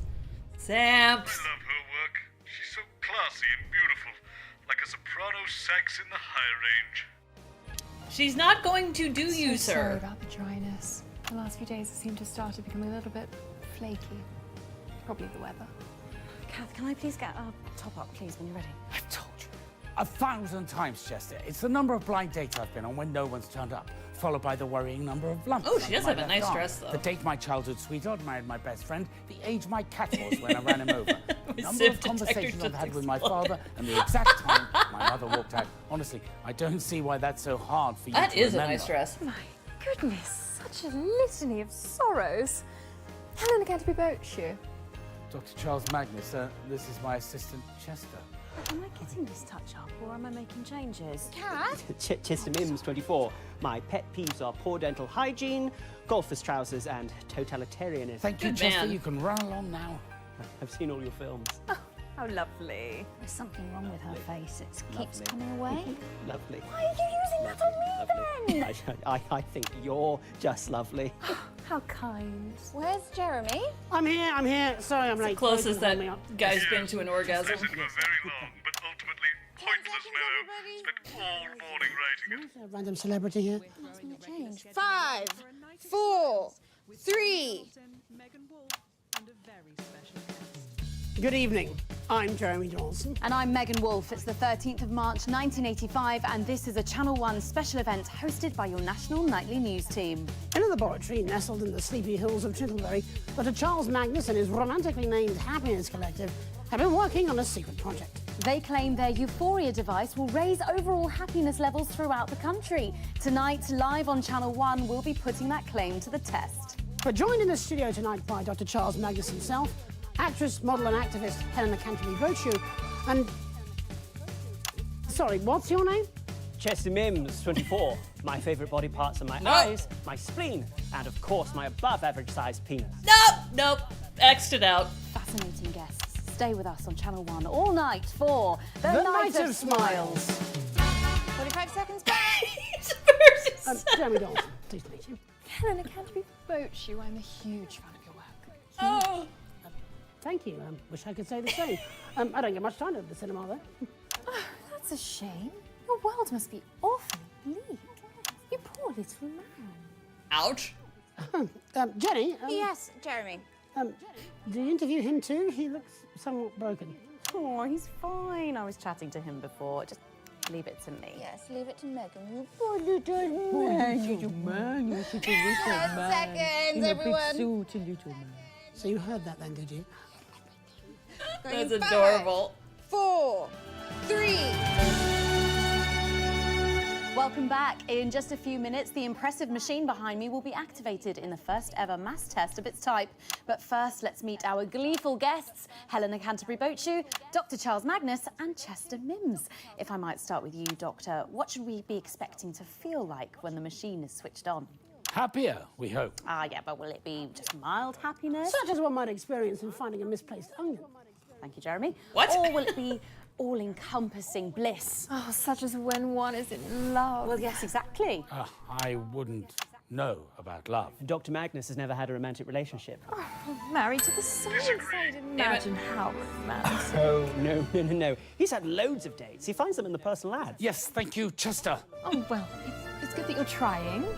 Not empirically, it isn't. No, no. I think over the last, 31 years, he has had 122 blind dates. Of these, 3 have left in tears, 15 have had sudden family emergencies, 4 sat opposite him repeating the word no over and over again until they left. I mean, I could... I'd rather you didn't. Exactly half of them never even bothered to turn up. Oh, there it is. I mean, it's just dreadful, isn't Had it? to be careful, had to be And then, careful. of course, there's her. Chester! We don't deal in impossibilities at the Happiness Collective. We focus on what we can do. Yes, Dr. Magnus. Sorry, Dr. Magnus. Well, this is why I've forsworn anything other than the most casual of relationships with men. In favour of cats, Doctor. Oh, yes. I bought a cat 12 years ago. We also know today's date, so I'll just add that here too. Ran him over on my 45th birthday. He just loved sunbathing on the drive. Oh! There is no grief like that of mourning a beloved pet. Was Chutney the inspiration behind your euphoria device? Or perhaps some other compliment. What a cat person either, Mr. Donaldson. Oh, you are such a tragic figure. Oh, you tug at one's heartstrings. It's all so sad. No, really, it's not. Well, it's not long now until we flip on the machine and find out whether we all feel like we're in love, even if it is just with a cat. I'm hoping for the warm happiness one feels looking out over the family estate, with a cup of our housekeeper's famous hot chocolate, wearing nothing but a kabuki mask. So weirdly specific. So they let you keep the family's estate then, did they? Sort of. It's mainly used as a film set these days. Fascinating. I am going to have to stop you there, though, because we are going live to new Advance HQ for a very special message of good luck. Let's go to that now. About a minute, everybody. Let's get you over to the device now, please. Did you get a memo from Bozeman? No. What memo? I think he's losing his mind. 15 pages about nothing. Literally nothing.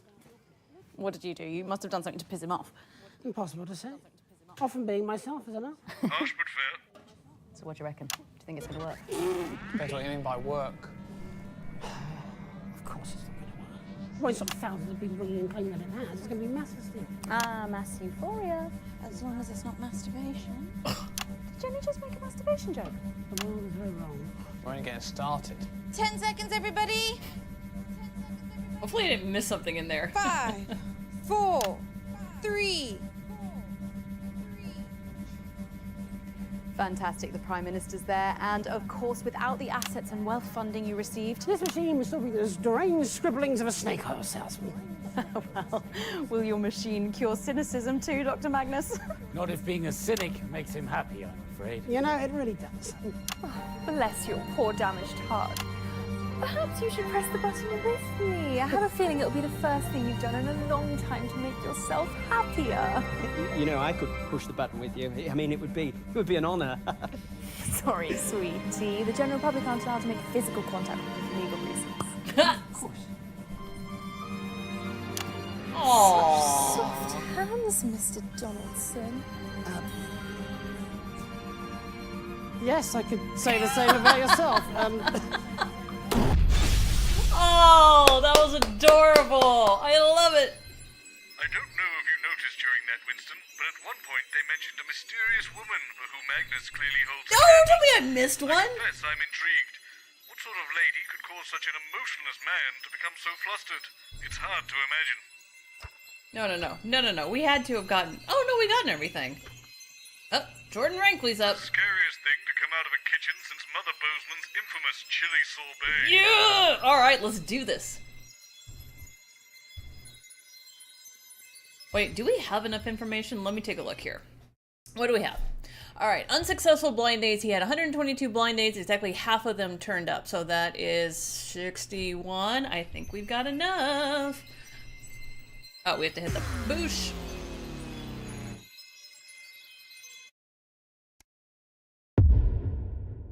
The maestro. They're harsh, but undeniably talented, Winston. Mark my words, Rankley will be on our screens Stop for years talking. to come. Test. I can see where you're coming from, but the machine says it's not right. We must be missing some information. Exactly half of them turned up. Oh, I'm guessing something of that half that turned up, something else went wrong. Shit. Okay, so we don't have enough for that one. Alright, what else do we have here? Worrying lumps. Magnus's numbers, his lumps by the periodic table. Oh shit, I didn't capture the names of the first two. The combination lock is set to the atomic number of copper. Oh. Well, hold on. I need a periodic table. I'll just type in atomic number of copper. Let's see if we can back into this one. It's 29. Alright, well, let's try that. We'll clear this one off because we don't have enough yet. Oh, thank you, Snark. Wait, which one is this one for? This is worrying lumps.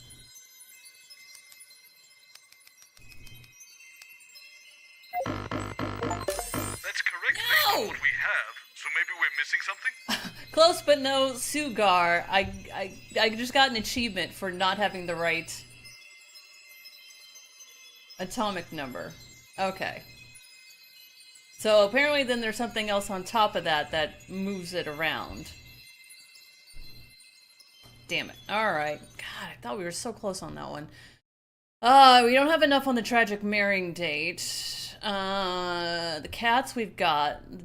Mom left, we don't know. Cat's age. Ran over on his 45th birthday. I spotted a cat 12 years ago.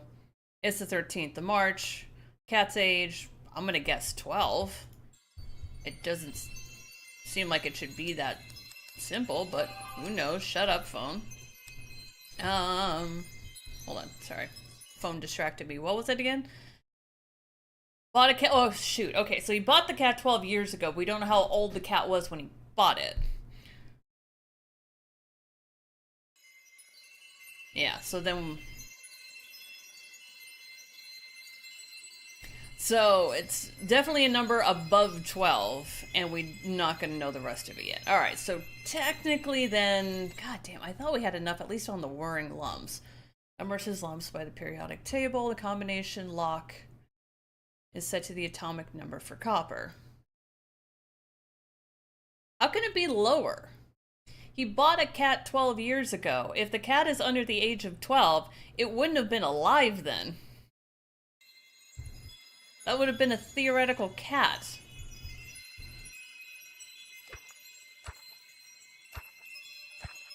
Alright. Well, I was trying to get ahead of it, but I shouldn't rush this, so boosh.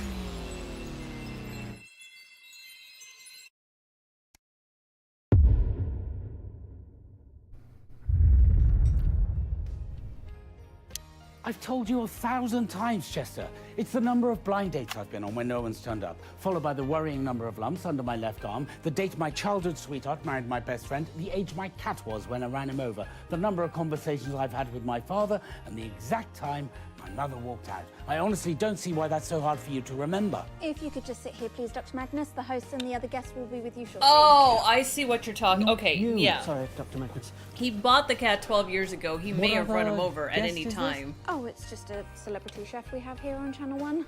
Bozeman. I misread that. I see what you mean now. Leave that alone, please, Colin. Oh, yeah. I thought so. What? I don't like coriander. It tastes like soap. What doesn't Colin like? Soap, apparently. Tell me something I don't know. Jeremy, Dr. Charles Magnus. So we've got a doctor and a chef on. All you know is a priest, we've got the beginnings of a terrible joke. Jeremy Dawson, professional cynic. All the best minds are. Don't mind him. He's just jealous that his career doesn't come with a title. Chef is hardly a title. Sorry, I'm late. Problematic paella. This must be Professor Magnus. Dr. Magnus, apparently. Oh, either is fine. 10 seconds, everybody. It's time for a special event. Always a good sign. I beg your pardon. 5, 4, 3. Megan Wolf and a very special guest. Good evening. I'm Jeremy Dawson. And I'm Megan Wolf. It's the 13th of March, 1985, and this is a Channel 1 special event hosted by your national nightly news team. In a laboratory nestled in the sleepy hills of Chittlebury, Dr. Charles Magnus and his optimistically named Happiness Collective have been working on a secret project. He claims his Euphoria device will raise overall happiness levels throughout the country. And taking him to task tonight will be Channel 1's very own Jordan Rankley. That's right, Megan. Dr. Magnus may be one of the most distinguished members of his field, such as it is, but we'll still how he handles the searing critique of the best chef in the business. Winner of 3 golden mustard ladles and 4 Mustard Philippic Frank ladles? Awards, Jordan is widely considered the sharpest tongue in television. Chef Rankley has inspired tears from actors, politicians and even florists, though maybe it's just their liberal use of onions. So with all that coming up, don't touch that dial. Stick with Channel 1 all evening as we bring you The Night of Smiles. 45 seconds back. Who wrote that onion joke? Bozeman. And it was a classic. When we come back, Doctor, we're going to be asking you a few questions. Could you tell me a bit more about this catering person?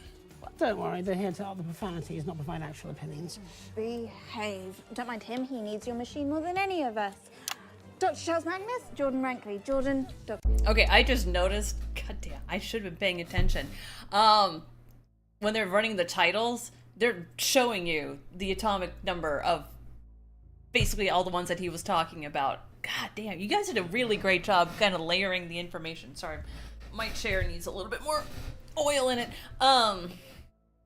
So it's all right there for you if you're paying attention. Great touch. To Magnus. Nice to meet you. Quick question, Doctor. Are your parents married? What? Quickly, we're going live any second. Well, actually, my mother left when I... Yes, great. 10 Thank you. seconds. Why did you want to know that? The grating cuts deeper when there's a grain of truth. Lovely. 5, 4, 3. Love her. Welcome back. In just a few minutes, the impressive machine behind me will be activated in the first ever mass test of its type. So let's meet the man behind the merriment, Dr. Charles Magnus. Hello. Thank you for joining us. And of course, next to you is the one and only Jordan Rankley. Hello. I've seen better openings on a tin of fucking beef hash. Yeah, a sorry fucking excuse for a doctor. Dr. Magnus, do tell us how your Euphoria device works. Oh, well, that's simple. I just get my assistant, Chester, to press the big red button. You let the sous chef serve the main course. I'd rather French kiss a fisherman's armpits. You? Right, yes. Well, more specifically, Dr. Magnus, how exactly is it supposed to make people happier? Well, some of that information is proprietary, but I could try and outline the basics. We're running out of time now, Doc, so let's not try to overcook the explanation. Well, damn it, to now put I'm it hungry. simply, everything is vibration. Everything is vibrating. A particle is also a wave, and a wave is, if you like, a note. And we all vibrate at different notes depending on our mood. Seriously? You're going for a musical fucking analogy. Fuck off. Do I look like a fucking trombone to you? I'm a chef. Let's keep the metaphors fucking food-based. You blancmange. Yes. Blancmange. Of course. In cooking, we experience flavour through the taste, but also through smell. The olfactory and gustatory components have to work together. They are tasted in harmony. Are you following me? Well, yes, I think Nice. so. Hopefully Waxing some of our more poetic. culinary-minded viewers What are. the fuck are you on about, mate? You're making about as much sense as a drunk toddler in a washing machine. What? You know what? Check the time right now, and I can guarantee your mother has never been more disappointed with you than she is right this second. Actually, I know for a fact that that isn't true. She made a point of leaving Father and I at the exact time I was born. Oh! On my birthday. So that she could write off the whole decade of disappointment as my fault. It was very upsetting. Still, I have to admire her need for accurate timekeeping. Shitting hell. You've managed to make it pathetic sad rather than pathetic funny. You're unbelievable. Look, getting back onto track, the machine, it plays a note. It releases a smell that represents happiness, and all the people and all the animals resonate with that smell and feel happier, noticeably, measurably. At least that's the hope. Right now, I'd give anything to feel a bit happier. Oh. What you're saying is that for unprecedented public feeling running into the tens of millions, you've Built a crockpot that farts out a spag bowl of emotions. Yes. Well, Do you know what? We're out of time. I was gonna actually, say Doctor. it's a There's fart less than machine. A minute to go now, so we will get set up with Chester and our guests over at the Euphoria device. But in the meantime, we will go live to New Advance HQ for a special message from the Prime Ministers Peter Clement and Julia Salisbury. Good evening, everybody. Hey, so that's about a minute. If we could get you all over to the device now, please. No hard feelings, eh, Doc? It's just for the cameras. It's nothing personal. yes, right. Television is more complicated than quantum mechanics, so it would seem. You'll get used to it with time. Hopefully not. Come on, everyone. Let's get to our places. Yes, you wouldn't want to be in the wrong place for the big button push. Whatever would we do? Might throw off all the science. Hush, it might work. Lovely, looking great. Okay, 10 seconds. 5, 4, 3. Fantastic, the Prime Minister's there, and of course, without the assets and wealth funding you received. We'd still be making prototypes out of bread sticks. Bread. You must be Chester. Come on, let's get on with it. We're pressing the button or we're tongue-fucking each other. Shit! Wow. Enough for the foreplay! Well, I suppose we may as well see if this ridiculous contraption actually works. Shall we? Yes, I suppose. Fucking do it! I just need a few seconds to set up and we'll be good to go. You know what? Come here. Come here. Do it. Come here. Do it. Knock him out. We're going. Fuck off! Just fuck right off! Oh, fucking presents! I love her. Oh, that was just the best order of those. Yay! Well, you know what they say. Aim at first, you don't succeed. Throw everything together and hope for the best. Holy Moses. Okay, so did we get everything? Got everything, got everything, got everything. Call them all. Oh, shit. Okay. Yes, hurrah! Okay. Fuck. Sure. This is gonna be a lot. Ooh. Also, this one's just for shits and giggles, Snark. Yes, a packed set. Let's see what this motley crew can dig up for us. You should see the orchestra pit. It's like a musical bolognese down there. God damn, this thing is I've making me told so you a hungry. thousand I can't times. possibly fit you all in. Some of you are going to have to stand at the back. I don't know what Bosun was thinking, booking all these people. Something devilishly cunning, Jenny, don't you worry. Dr. Magnus. How many mics do you think I have? There's loads No, of them. oh, shit. You know how many are missing? 1, 2, 3, 4, 5, 6, 7, 8, 9, 10, 11 clues. Down is a disappointment. So, Mr. James, what would you say is your greatest fear? And let's keep it light, eh? Oh, that's a good one. I think the thing I fear the most is the consequence of my enormous intellect. Me too, as it happens. Right. Well, yeah, I'm sure that'll work, but I don't suppose fucked. clowns features anywhere too? Actually, I'm scared of clowns. Disagree. My father took me to the circus and it was very traumatic. After I'd finished sobbing, we had our second conversation. I remember. What? I was 22. Poor man. Circuses are atrocious places. I fight for animals every day. Dreadful places. Absolute nonsense. The smell of the sawdust, the lights, the music, the terrified roars of the broken animals. What's not to love? Sorry, I'm late. Enormous queef. Jenny. Jesus, we didn't know how many woman! guests we were booking today, did we? I think so. It was a bit last minute. Just didn't have enough seats. I spoke to Bozeman. What is happening to her? Just laughed. I did. It's true. 5, Oh. 4, 3. You should have killed him. Good evening. I'm Jeremy Donaldson. And I'm Megan Wolf. And I'm Jeff Algebra. I'm Alan Jing. No, And I'm Dr. Charles Magnus. Your turn, Chester. Chester Mims, 24. My favourite sounds are the pop of bubble wrap, the laughter of a badger, and of course. Do I join in? Well spoken of a man with a giant penis. My name's Helena Canterbury Boatshoe, and I'd rather not say my age. My favourite sounds are empathy, humility, and humanity. I quite like farts. Well, I enjoy the sizzling of a steak and, of course, The sub's liberated. Or that silly squeaky voice you get when you inhale helium. Yeah. How dare you? What? How dare you bring up that double proton bastard in my presence? Yes, I'm afraid Dr. Magnus had a very bad experience with him. Colourless, odourless, tasteless, pointless! It was during our second application for funding back before Advance. We were demonstrating a prototype and we'd chosen to use helium as the catalyst. And of course, it started escaping from the machine. Couldn't see it, couldn't smell it, couldn't taste it. And Dr. Magnus's voice slowly started rising in pitch, which we all thought was terribly amusing, but I'm afraid he didn't quite see the funny side It's of it. dead to me. I've scratched it off every periodic table in the building. It does not exist. Pointless monotonic prick. I hope it all gets split, and I don't care if it takes every single one of humanity with it as it goes. I think we got it. The Night of Smiles.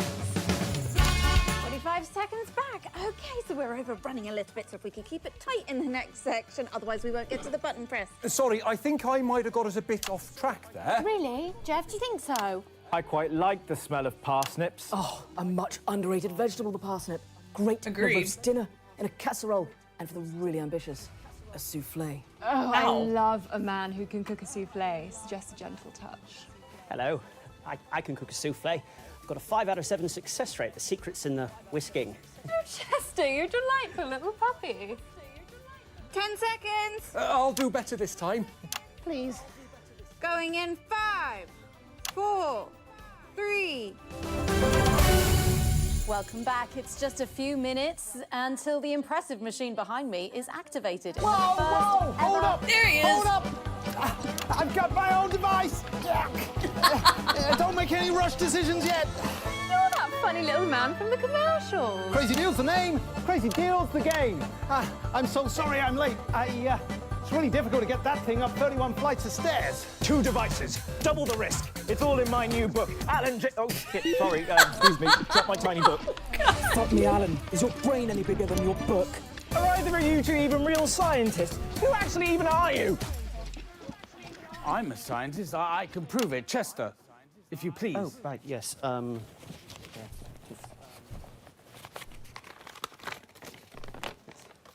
You're an actor. You read it out. Right you are. Charles Magnus, born January 1st. Oh, New Year baby. 1930-something, I can't read that without my glasses, at 7:43 p.m.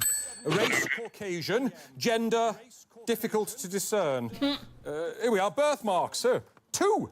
One on upper left thigh in the shape of an accordion.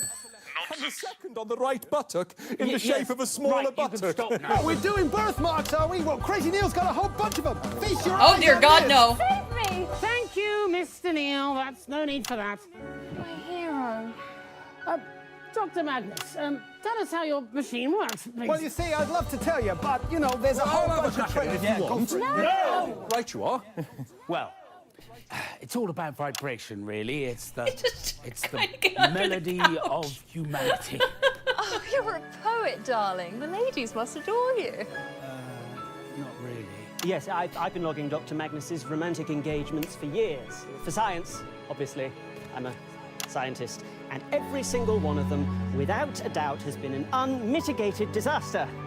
Don't think so. Other failed attempts even before he started. Not likely, Alex. Oh, gosh. Yes, God damn it. yes. Do we count them? I do. But none of them showed up. Got it, got it. It was hard to see. Okay, good. Fake, Alan. I wouldn't even hire you to work at a circus. You're a clown, Alan. A fucking clown. Actually, it's me who's afraid of clowns. Remember? It's the last time I had a conversation with my father. Right, well, you're a fucking clown and all. Oh, this is how you catch up on something you missed. Well, Got one it. of the ex-Mrs. No, I Neil's think used we've to... had time there, aren't we, Megan? Yeah, absolutely. We are, Jeremy. There's less than a minute to go now. So while we get everyone set up at the Euphoria device, still need let's go over to 3. the Prime Ministers at Advance HQ for a very special message.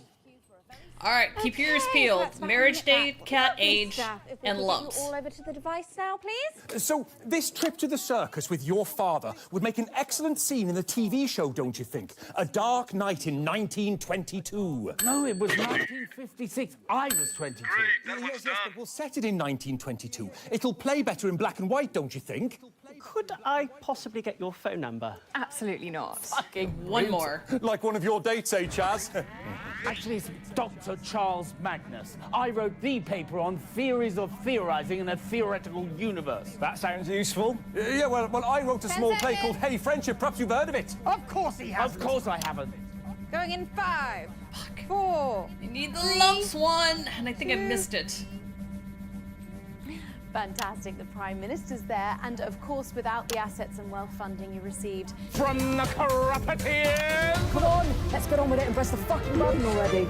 Should we all do it together? What a wonderful idea.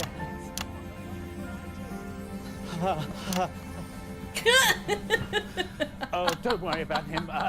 Let's all get on with it. Hang on, what about my device? Be honest, Mr. Neal, is it even safe? Well, actually, I'm not quite sure what's gone into it, so... Watch out, here comes Grabby Jeff. Oh, that's what they say in the staff room. I think Wow. it's affectionate. Sure it is. Shall we get a timer? Oh, a counter on the screen, that's it, excellent. And we are going in 10, 9, 8, 7, 6. Come on, Alan. 5, 4, 3, 2, 1. Damn it, damn it, damn it, damn it, damn it. We still need something, but my intuition tells me we could get it in any of them. In any of them. Shit. So close. Okay. Frickin' spurging about the hydrogen. Alright. Once more with feeling.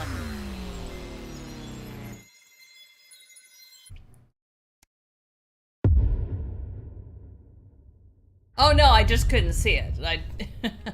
I've told you 1,000 times. There was a lot in this one. Let's take another run at it. Stand at the back. I don't know what Posen was But thinking. still not bad. Like, we got most of Might them. as well stay, Chester. Thank you, Dr. Magnus. So I'm just gonna be mashing that bell. Any mention of hydrogen. Ben. Hello. Christ, it's a convention of the desperate. I think the collective noun is a disappointment. So, Mr. James, what would you say is your greatest fear? And let's keep it light, eh? Oh, that's a good one. I think the thing I fear the most is the consequence of my enormous intellect. Me too, as it happens. Right.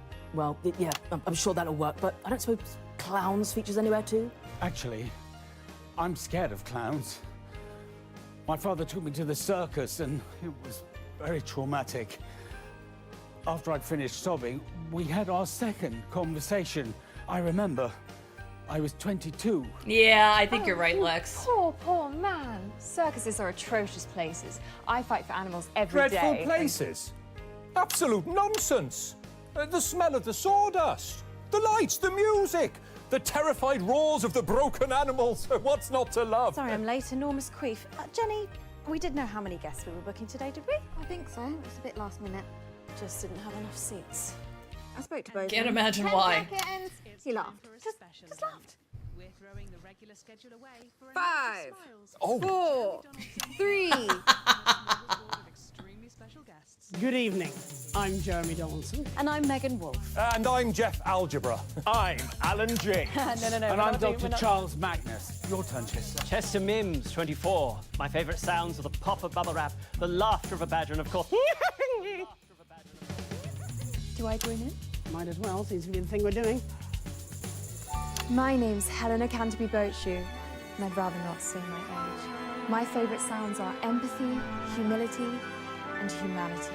I quite like farts. Well, I enjoy the sizzling of a steak and, of course, the subs liberated. Oh, that silly squeaky voice you get when you inhale helium. Yeah. How dare you? What?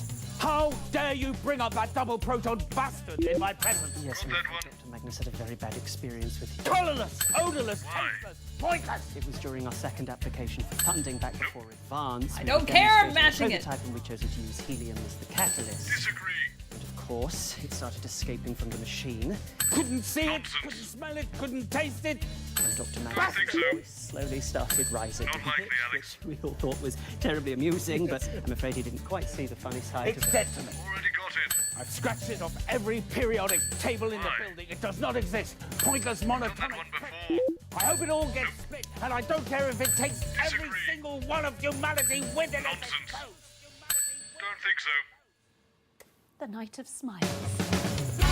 45 seconds back. Okay, so we're overrunning a little bit, so if we can keep it tight in the next section, otherwise we won't get to the button press. Sorry, I think I might have got us a bit off track there. Really? Jeff, do you think so? I quite like the smell of parsnips. Oh, a much underrated vegetable. the Yeah. parsnip. Great in a roast dinner. Where or the hell casserole. is it? And for the really ambitious, a souffle. Oh, I Because love we've a gotten- man who we can cook cleared a souffle. every other It's just one. a gentle touch. Hello. I can cook a souffle. I've got a 5 out of 10 Oh. success rate.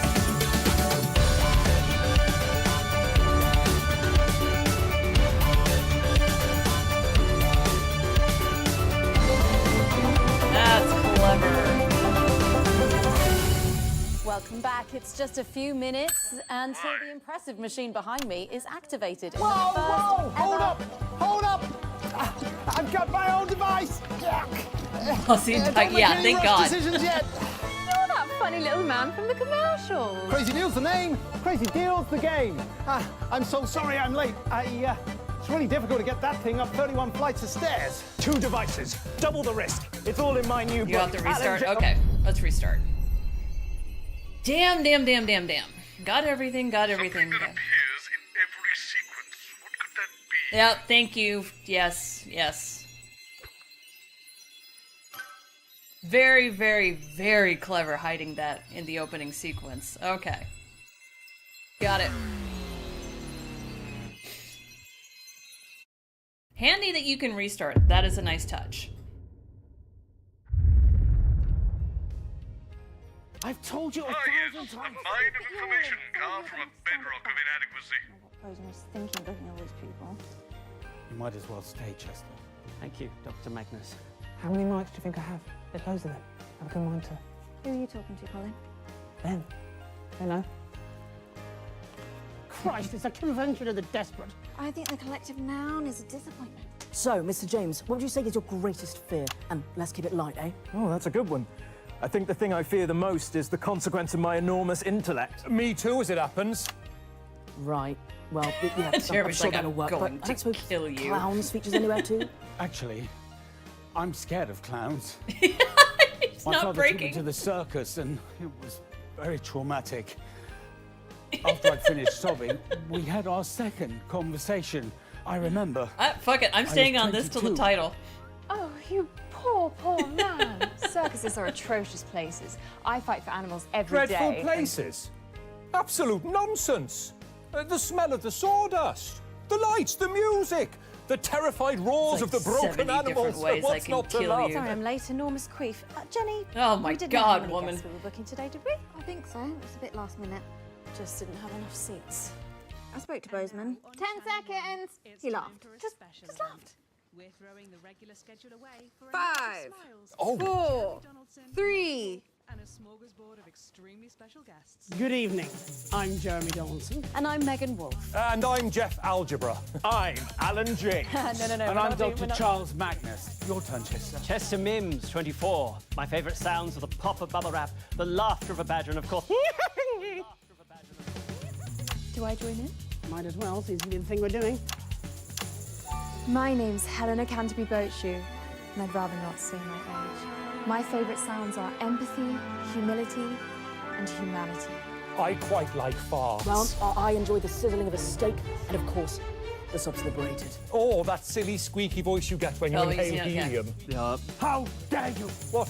How dare you bring up that double proton bastard in my presence? Yes, I'm afraid Dr. Magnus had a very bad experience with you. Colourless, odourless, tasteless, pointless. It was during our second application for funding back before Advance. We were demonstrating a prototype and we'd chosen to use helium as the catalyst.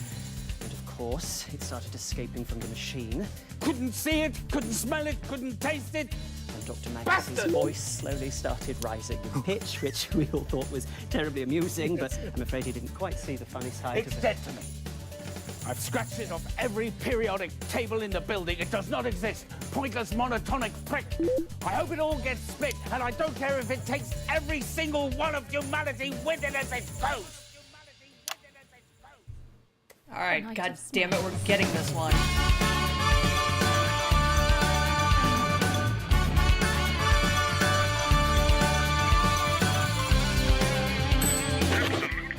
let's get back to the studio here, Alex. We don't want to miss Okay. anything important.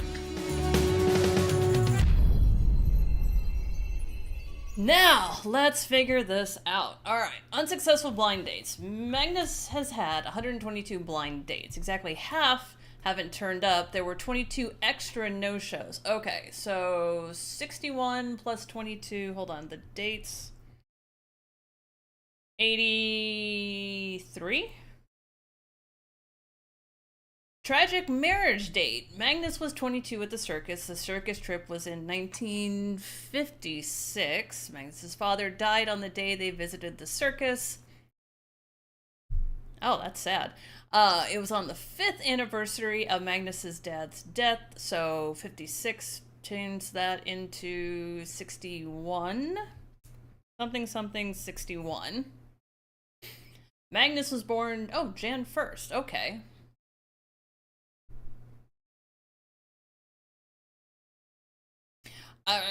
I guess it kind of tangentially, so 11010161? If I have that right. Hold on, let me run the math again. He was 22 at the circus. Circus trip was in 56. So Magnus was actually born 34. On the 5th anniversary of Magnus's dad's death. Magnus was born January 1st. Okay. I'm gonna assume that's good. Let's get this worrying lumps one, because this thing is driving me insane. Numbers his lumps by the periodic table. Atomic numbers. Oh, that's nice. They have it all there. Zinc is 30, copper is 29, nickel is 28. Combination lock is set to the atomic number for copper. We said that, which was 29. But if he doesn't, there's the trick. If he doesn't count helium, that would make that 20. No, it would move it one spot, which would make it 28.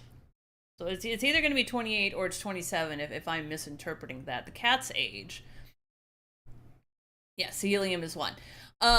Magnus was 22 at the circus. The circus trip was in 1956. Yeah, that all correlates. The year of birth is... What does that have to do with his... Oh, all right. His year of birth was... hold on. I got too many numbers floating around in my head. 34. So he was born in 34. He ran it over on his 45th birthday. Yeah, helium is 2. Yes, you're correct.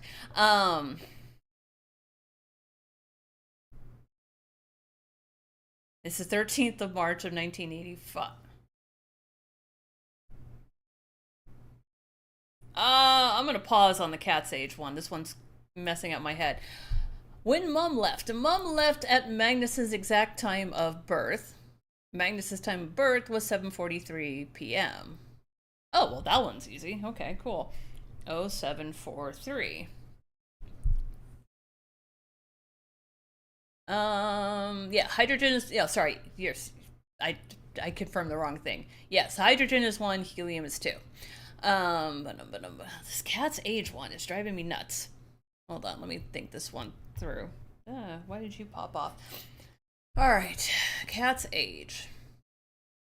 He ran it over on his 45th birthday. He bought the cat 12 years ago.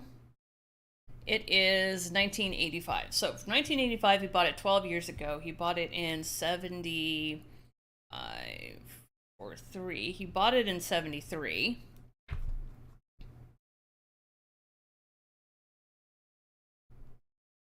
Oh, military time. They really need to state that. So 7, that makes it 1943. Cool. Thank you. That would have gotten me hung up. Why can I not math on this cat's age one? Yeah, normally like math is my go-to, but there's something in here because we don't know how old the cat was when it was purchased.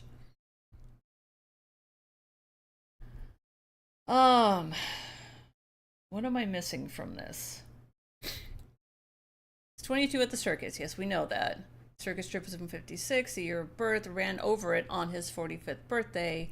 He bought the cat. See, nothing on here says the cat's age.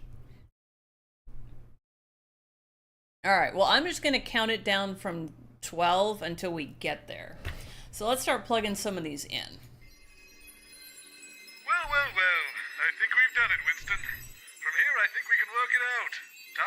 that lock open. Then we can fix that machine and solve this whole time loop conundrum once and for all. 3 worrying And of course, if you're lumps. getting really stuck, select any of the red headings and I'll have a go. Oh, that's handy. Okay. Time left. 9. 43. I'm just gonna start counting these down. Marriage date. Oops, nope, that was a 0. 01, 01. 1961. Worrying lumps. 28. Jeez, dude.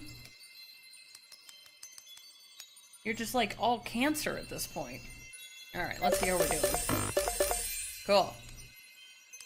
I know this is cheating. I don't care. Alright, we're out of the ones. We're back to zeros. Let's start it at 9. No. 8. Let's count them down. Damn it. 7. That's what you did too? Okay, so I'm not alone. That's handy. And yes, I will absolutely cheat a game like this if I have to. Got him! Okay, Alex, we did it! What a good little stooge you make. Now, as I said before, the instructions say the core workings of the relay machine all revolve around the wire sets. Apparently, there are 2 sets, one group of 3 on the left and one group of 4 on the right. Let me just read you the instructions here. To change the output function, take one wire from the left-hand variant number group and swap it to the right-hand departmental register group. Attention! Do not, under any circumstances, swap wires in the same group.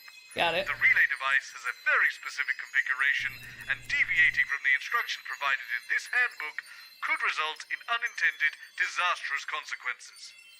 Noted. Well, that seems clear enough. Try picking up one of the wires now, Alex. Snark. Are you spoiling? Now connect that wire to a different wire in the other group.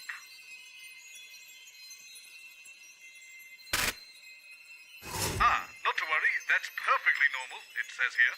Apparently, once 2 wires have been swapped and the input is set, the glass panel will slide shut to prevent unintended exponential cascade failures. Sounds like it's probably a wise safety measure. I guess hit the big button and see if we fixed it.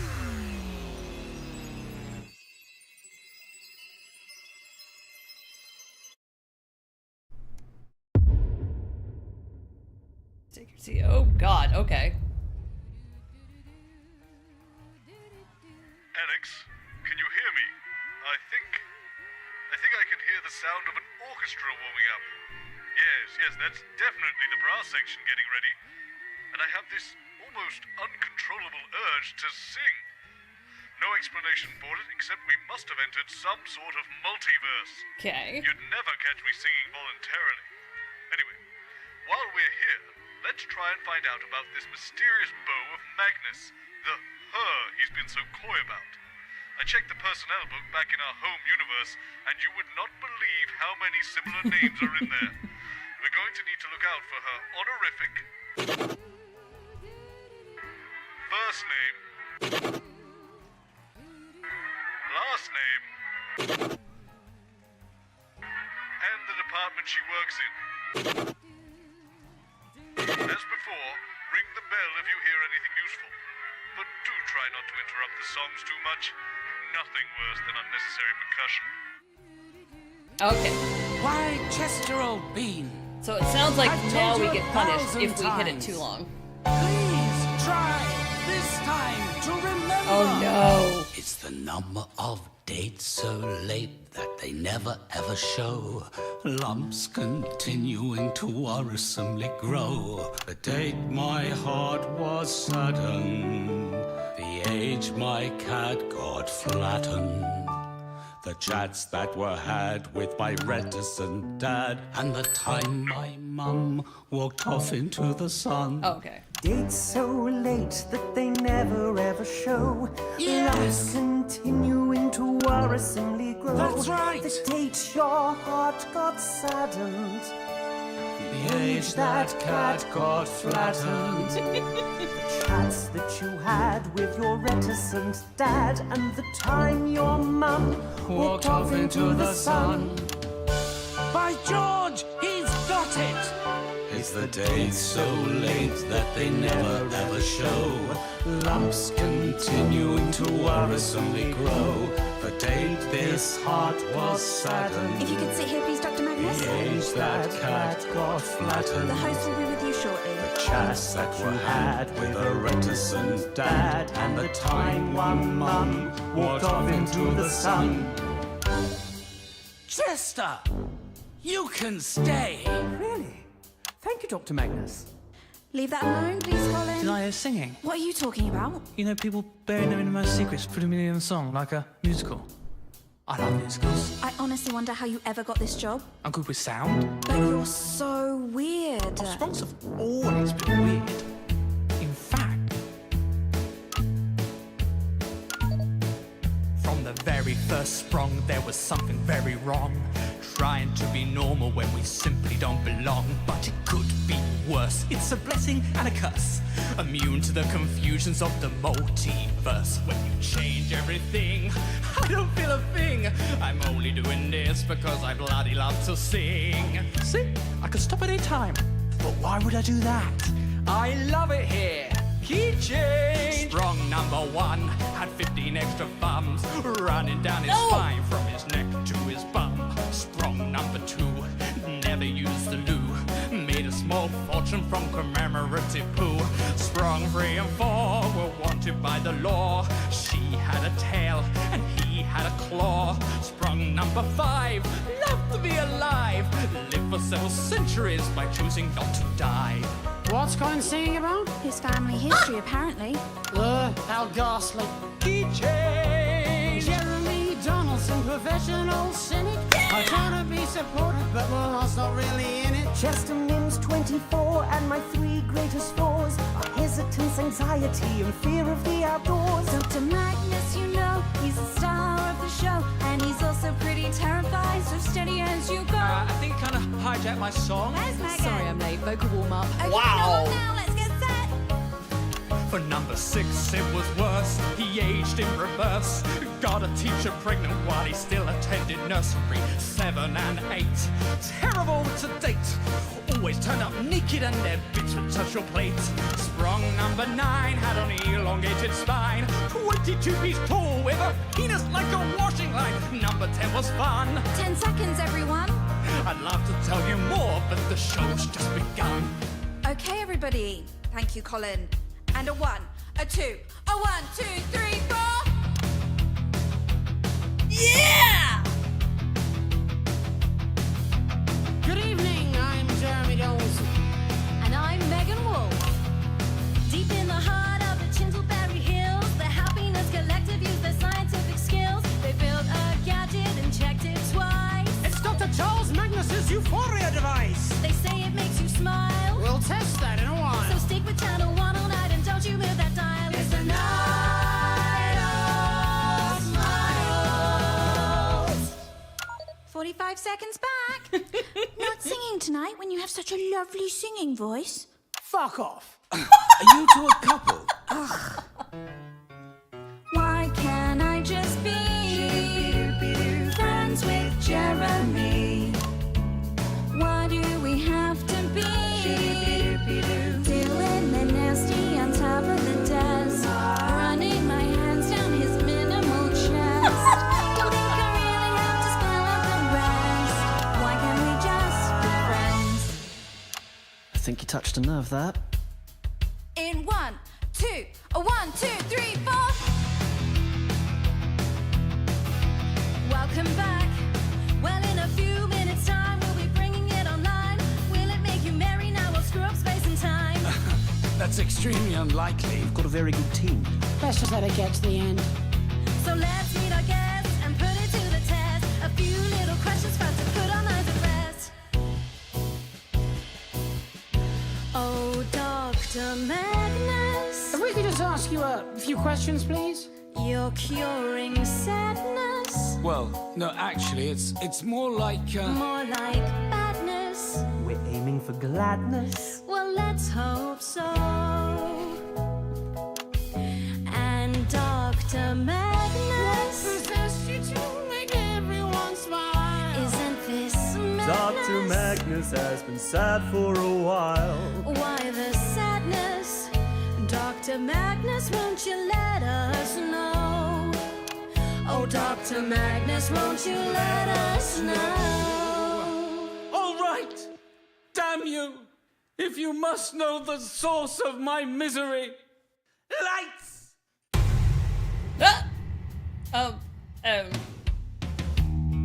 Oh, what is this? Well, it's been a long, long time coming, but I guess I should explain a little bit of how I feel inside. Things I kept buried deep, bottled up like a wild cat waiting to escape.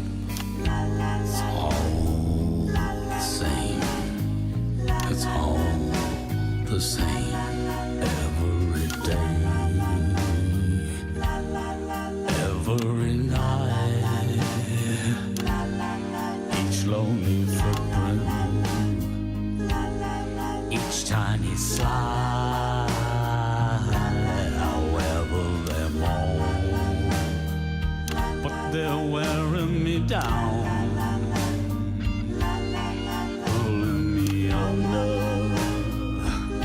And making me drown. I know one said life would be quietly taking a ride. I need a lighter. Sure would be easier if she was standing beside me. Really? Oh, that's so cool.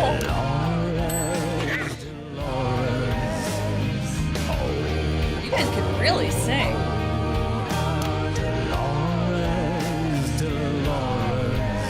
The brightest of lights that I see, but she'll never settle for me. Oh, I guess that's my destiny, silently loving Dolores. Just safety. What the hell is this?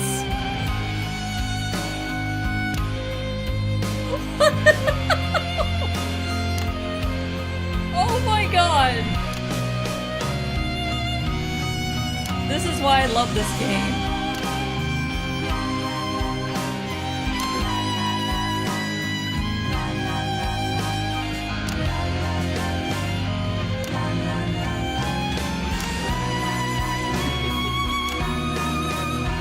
And no one said life would be quietly taking a ride.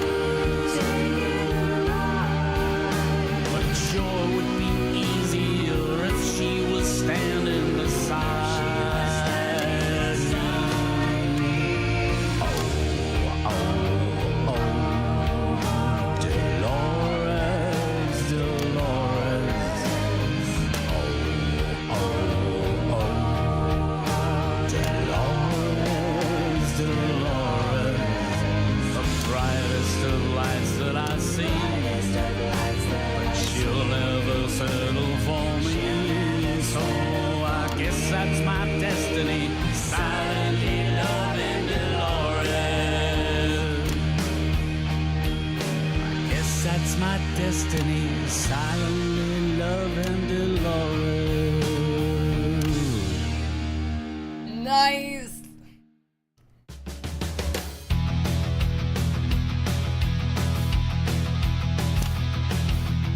Well, now I got a little something for you. A special message from Advance HQ. The leaders of the team wanna wish you well now.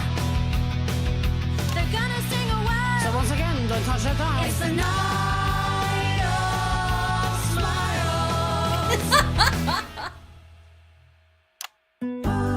Once or twice in every country.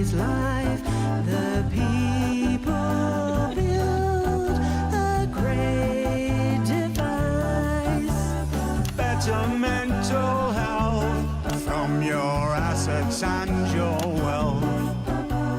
Joy within yourself. So no more days of tears. No more miserable years. Inner peace. Restful sleep. Let happiness grow and grow.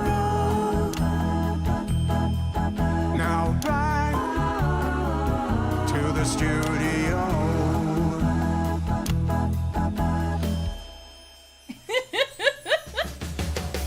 Time to turn on the machine. Time to turn on the machine. Time to turn on the machine. Push the button and turn on the machine. Stop! Just stop. Colin, what are you doing? What are you wearing? Megan, I didn't put this costume on for nothing.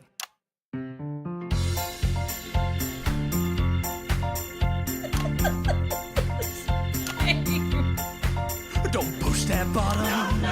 Don't press that thing. You stop the music. Stop everything. The loop goes round. The loop goes round. Don't push that button. No.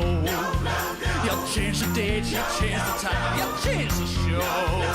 The loop goes round. The loop goes round. The loop goes round. The loop goes round. Well, little Bobby Bolster and Alex Winston too. They're up there swapping wires around because they don't know what to do. The loop goes round. You're called out. The loop goes round. Yes, it does. But I'm begging you on my knees. Do it, chase it, please. The loop goes round. Well, oftentimes I'm lonely. It's hard to be a strong, but I think I found a universe where I finally belong. The loop goes round. Yes, the loop goes round. Yes, it does. This world ends where one begins, so don't you do it. Chase the bits. Oh, the loop goes round. Don't push that button. Don't press that thing. Y'all stop the music. Stop everything. The loop goes round. The loop goes round. Don't push that button. No. You change the date. You change the time. You change the show. The loop goes round. The loop goes round. The loop goes round. They're telling me to push the freaking button.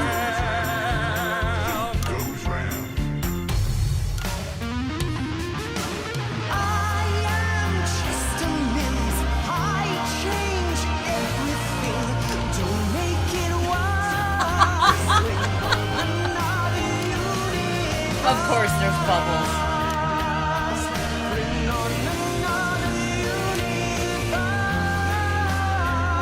What a ham!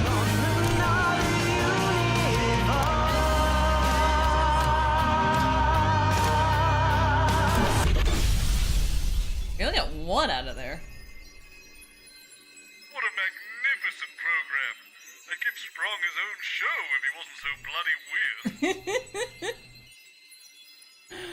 Oh, Jesus.